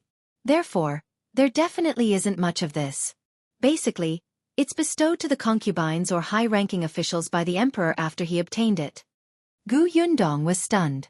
Materials from the royal palace? No way. So you're saying that only those noble families in the royal palace or the capital have it? Was Brother Shao's identity so impressive? That's not true. There are also some among the commoners, but they're very few. It's definitely unavailable in shops. Although it was offered by the Jiao kingdom, the fabric that entered Dajin was basically used by the emperor to reward the concubines and officials. However, the Jiao kingdom also had business dealings with Dajin. If the commoners had the financial ability, it was not surprising for them to obtain this fabric. However, they definitely could not sell it. Otherwise, they would be courting death. Are you sure? Peng Zhongfei nodded vigorously. He was very certain. He had seen it once before when he followed his father to the capital. There was too little such fabric to sell. Gu Yundong was a little dumbfounded. So, the scope was still very wide. The high-ranking officials and nobles in the capital had them, and so did the concubines and civilians. Where could she start looking? Also, it was unlikely that old man Li would go to the capital, right? However, she was certain of one thing. If you find any errors, ads pop up, ads redirect, broken links, non-standard content, etc., please let us know. Report so we can fix it as soon as possible.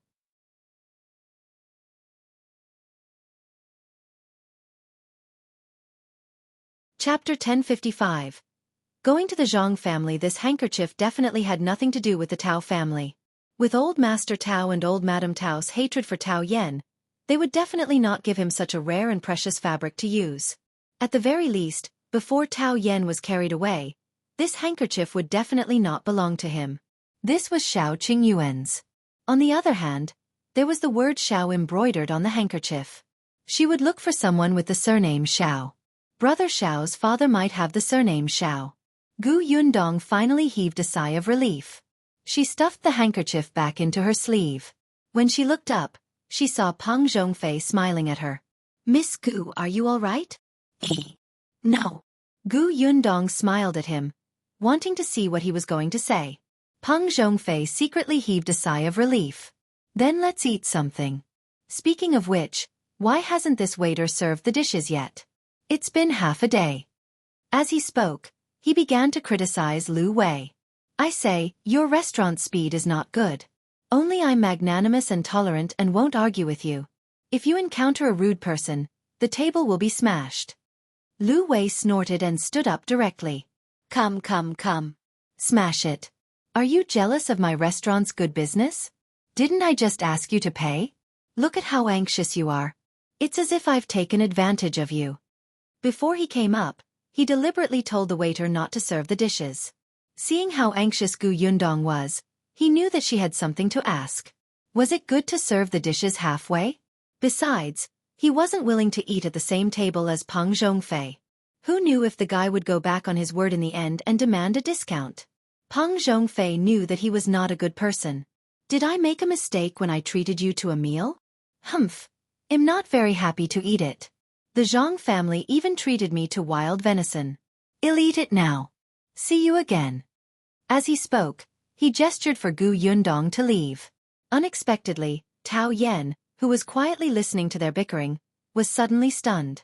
He asked, "Zhang family? Which Zhang family?" "Zhang House. The Zhang family that sells pastries? Are you very familiar with the Zhang family?"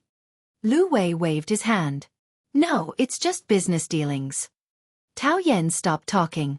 Gu Yundong took a few more glances at him, feeling a little puzzled. Unfortunately, before she could ask, Liu Wei urged her to leave quickly. As soon as he went out, Liu Wei snorted and asked the waiter to serve the dishes to Peng Zhongfei and the others. At the same time, he reserved a room to eat. Gu Yundong grabbed him. "We're eating here? Aren't we going to the Zhang family?" "Are we? It's already so late.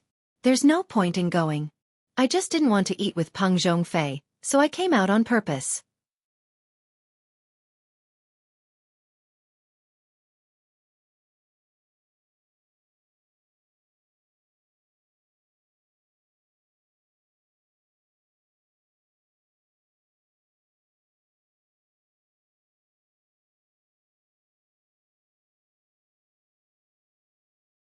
"What about Miss Gu?